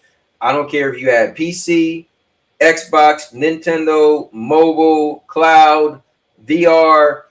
None of these platforms give you more access to AAA games than PlayStation. So that's the only reason why I'm a big PlayStation fan. I don't love all the PlayStation games. There's some I don't even care about. but I like the word access. So, and that's it for me. So I don't care. These companies, they can do whatever they want to do because that's what they're going to do what they do, right? They got CEOs telling them to do this, do that. It doesn't bother me. I think they should do whatever they want. I'm a GeForce gamer now anyway. Oh, that's cool. I never did try GeForce Now. Once I got out of Stadia, man, I was pretty much downhill. You know, somebody asked me, they said, was you a cloud enthusiast or was you just a Stadia fan? And I thought of that. And I used to think I liked cloud, and I realized I only ever used xCloud and Stadia. And I was a diehard Stadia fan. When Stadia was over, I was out. So I had to realize that as much as amazing as GFN is, never tried GFN ever. Never tried Luna ever. So I realized, man, I'm really not a big fan of cloud. I'm a big fan of Stadia. And when Stadia packed it up, I was out. If GeForce Now got every game, I wouldn't buy another. No, so that is my biggest issue. So that's a great conversation. My biggest issue with cloud was access to games. When you're on a cloud, you just never know which games are coming. And that's ultimately what made me leave Stadia. I'm a big WWE fan. And I remember people was like, so what's going to happen if they don't get the WWE game? And I'm repping Stadia hard. And I was like, if they don't get WWE, then we have a problem. WWE didn't come to Stadia. And I waited like 2 months. And I was like, they're really not getting it. And that was it for me. It was a game that I really want. And that service wasn't getting that game. And I was out. Because I don't care about Xbox, PlayStation, Nintendo, PC, you name it. I'm about the games. And if I see a game I like, if the platform don't have it, then I got to get it somewhere else. So there's even some games that's coming to PC that looks cool. Cinder City looks really cool. Morbid Metal looks cool. Now, the last trailer I've seen of Morbid Metal didn't look that cool. I feel like they're making it a little cheesy looking. But Cinder City, so far, everything I've seen of Cinder City looks like it's my type of game. And that's only PC as of right now. So, like, you know, I need you to bring some cool looking games that make me feel like I want to be on that platform. But that is my biggest issue with cloud. You couldn't guarantee what games come to cloud. Like, all these people are GTA fans. Is GTA going to be on the cloud? Who knows? So, yeah, I agree with you, man. That's the only issue. GeForce Now got every game. I wouldn't buy another console. Let me see. Once you see the game on a 5080, you can't go back. You know what? Maybe I have to do that one day because I just would love to see a game that looks so good. Like, and I love this conversation. What looks so good is my question. Like, is it because it can have like 200 frames? Is it that it has 4K? Because it's not like I've never seen a game in 4K. Like, what looks so good on a 5080 that you can't go back? I need to know. So, like, should I get GFN? Well, then again, my monitor doesn't do more than 140. 120. So I wouldn't be able to see the extra anyway. I need to go to somebody's house one day and just see, like, they need to show me PC gaming, elite PC gaming, where I'll be like, oh my God, I've never seen that before. But then I talked to some people that said it's not going to be that big. It's not going to be that much of a wow. I don't know, but I would love to see it. Cowboy GeForce Now quality is really good, especially if you have a really fast connection. I have 5 GB fiber connection. It looks native on my setup, bot Steam. I mean, I hear it looks really good regardless, like the native, a versus stream. Got you. The Cowboy, check out Blood Message. Oh, wait. Hold up. I seen he said he was leaving.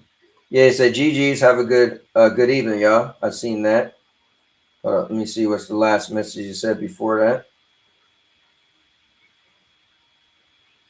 Is that the message you was telling me to see? Because I don't think he wrote another message for a while back. I'm scrolling. Scroll. All right, you got to tell me because I don't see that he wrote another message for Raw unless he wrote after that message. And I don't see it. Let me see. Texture, quality, texture and quality. It's max settings and 4K HDR.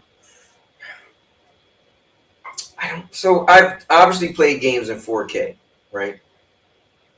And I've obviously played games in 120 frames, right? So if you combine 120 and 4K, is that what we're talking about? Like, how many frames are we talking? It's only 140 a year, so I still play on consoles, but if the game is on GeForce, I play it there. Okay. My problem would be building a PC library, and I'm not a PC gamer. So I'd be like buying a PC game, and I don't have a PC that could play that game, only to play games on GFN. I'm a very specific person. I don't do things for nothing. I remember people was telling me, just try GFN. I was like, for what? They was like, try it. I was like, I have no reason to try it. There's no reason at all. It's not going to give me something I don't have. I could play that game on a console. So I didn't get the point. So, but I guess if it looks way better, right? Like, are we talking way better? I don't know. One day, I would love to see like PC gaming, elite gaming. But most gamers are console ports. But most games are console ports, so the difference between PS5 Pro to GeForce Now is very minimal. I don't know. He said once you see a game on a 5080, you can't go back. Now, Digital Foundry was comparing PlayStation 5 Pro to a 5090. And they was comparing 4K with 4K. Now the PC had 4K 60 and the PlayStation 5 has 4K 30. So I'm just like, I don't know. I don't get it. Let me see. No Steam version of Assassin's Creed destroys console version. Yeah, but when we talk about, see, again, I like bold statements, right? People make bold statements that get my ear to go up. If you just say, no, Steam version of Assassin's Creed destroy console. Cool. We've heard that. Destroyed. Yes, it's going to look better. It's going to have more frames. I get it. That's not a bold statement. Is once I seen a 5080, I couldn't go back. So I want to know, how much better are we talking? Like, what does a 5080 look like that a PS5 Pro doesn't? For instance, man, on the PS5 Pro, Resident Evil Requiem was stunning. I was blown away. Now, Digital Foundry went back and forth, all these other outlets back and forth comparing that to a 5090. Not a 5080, a 5090. So my question is, what did you see? What did you feel you seen on that 5090? And you was like, hey, I can't go back. Because that's a bold statement, right? I love bold statements. Like, I literally never watched Game of Thrones until somebody said it was the best show they've ever seen. I was like, what? And then, mind you, it was out for 6 years. I never watched Breaking Bad until I heard on the radio they said it was rated the best show of all time. I'm like, what? I got to see this. So I love bold statements, but you got to explain, though. Like, explain you until you see a 5080, you can't go back. Because then what if I see a 5090? Can I not go back to a 5080? I'm just curious. Let me see. It's fine until you see it. Just don't look at it then. LOL. It will ruin console games. I don't know, because Jenna Hayes literally just said, but most games are console ports to, so the difference between PS5 Pro to GeForce Now is very minimal. So, I mean, I could take your word for it. I could take her word for it. Bye-bye, Gamefly. Hey, man, in 2 years. So maybe what'll happen is Xbox will still have a disk drive, and then I can still get the Xbox games on GameFly. You know, maybe I'll buy myself an Xbox console. It depends on the game. Most console ports are minimal better. Let me see. Digital Foundry test games at the same settings. If you see a game maxed out, you're seeing max reflections, max textures. I got you. Well, they did say they was doing 4K versus 4K, and they did say the PC version was running at 60 and the PlayStation version was running at 30. So it wasn't the same settings. I mean, I get it. People are saying path tracing is, another step next ray tracing. So that's the thing too. Anyways, guys, this is a great talk. Appreciate you guys for coming around. Remember, I'll be here every Tuesday, 5:30 p.m. Eastern.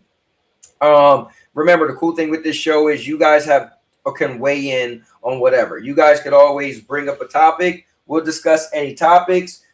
You guys, I try to read every comment. I want everybody to feel like they was a big part of the show. So, I appreciate you guys for, being a part of the show. Let me see if I could get this camera to make it look like Freddy Krueger is pushed more forward. Okay, that might be more straight up. That might be better. Yeah, let me see. 4K is resolution, not settings.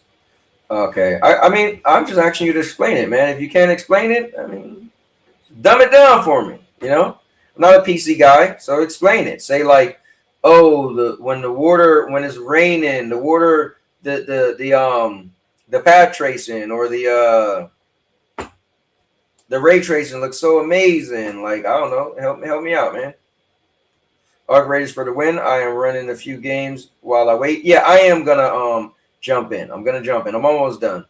I'm enjoying the conversation. I'm out. Blessings to you all and your family. Hey, thanks, man. You take care. Blessings to you too as well. All right. So thank you for everybody who popped in. I am gonna pop out. Just want to explain though, if you're new to the channel, remember I do 5 types of content: gaming, vlogging, podcast, movie reviews, and product reviews. So I've been vlogging my life. Every birthday, Christmas, Valentine's Day is on this channel. Even my honeymoon in Mexico, swimming with sharks. So I got so much content. Gaming is main part of the podcast that I do every Tuesday at 5:30 p.m. Eastern. But we talk about everything as well. I've been starting off the show with a little icebreaker in the beginning that's non-gaming. Wednesdays, I do my wrestling league called We Wrestle Wednesdays. And that's a wrestling league where we play the WWE games and we try to see who can win the most titles. And we have a lot of fun. And then I just put out a bunch of content, whether it's movie reviews, product reviews, or vlogs. So with that being said, I see you guys in the next one. Thanks for popping in. You guys are epic. And I was epic. And that's for one reason and one reason only. Because I'm a cowboy. Oh, man. All right, guys. Thanks for popping in. Good night, Mom. This video is going to be epic. Thanks for watching, everybody.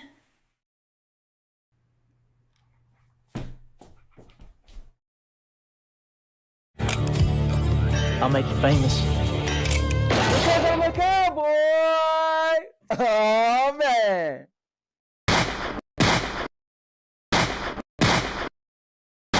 And now your mama knows.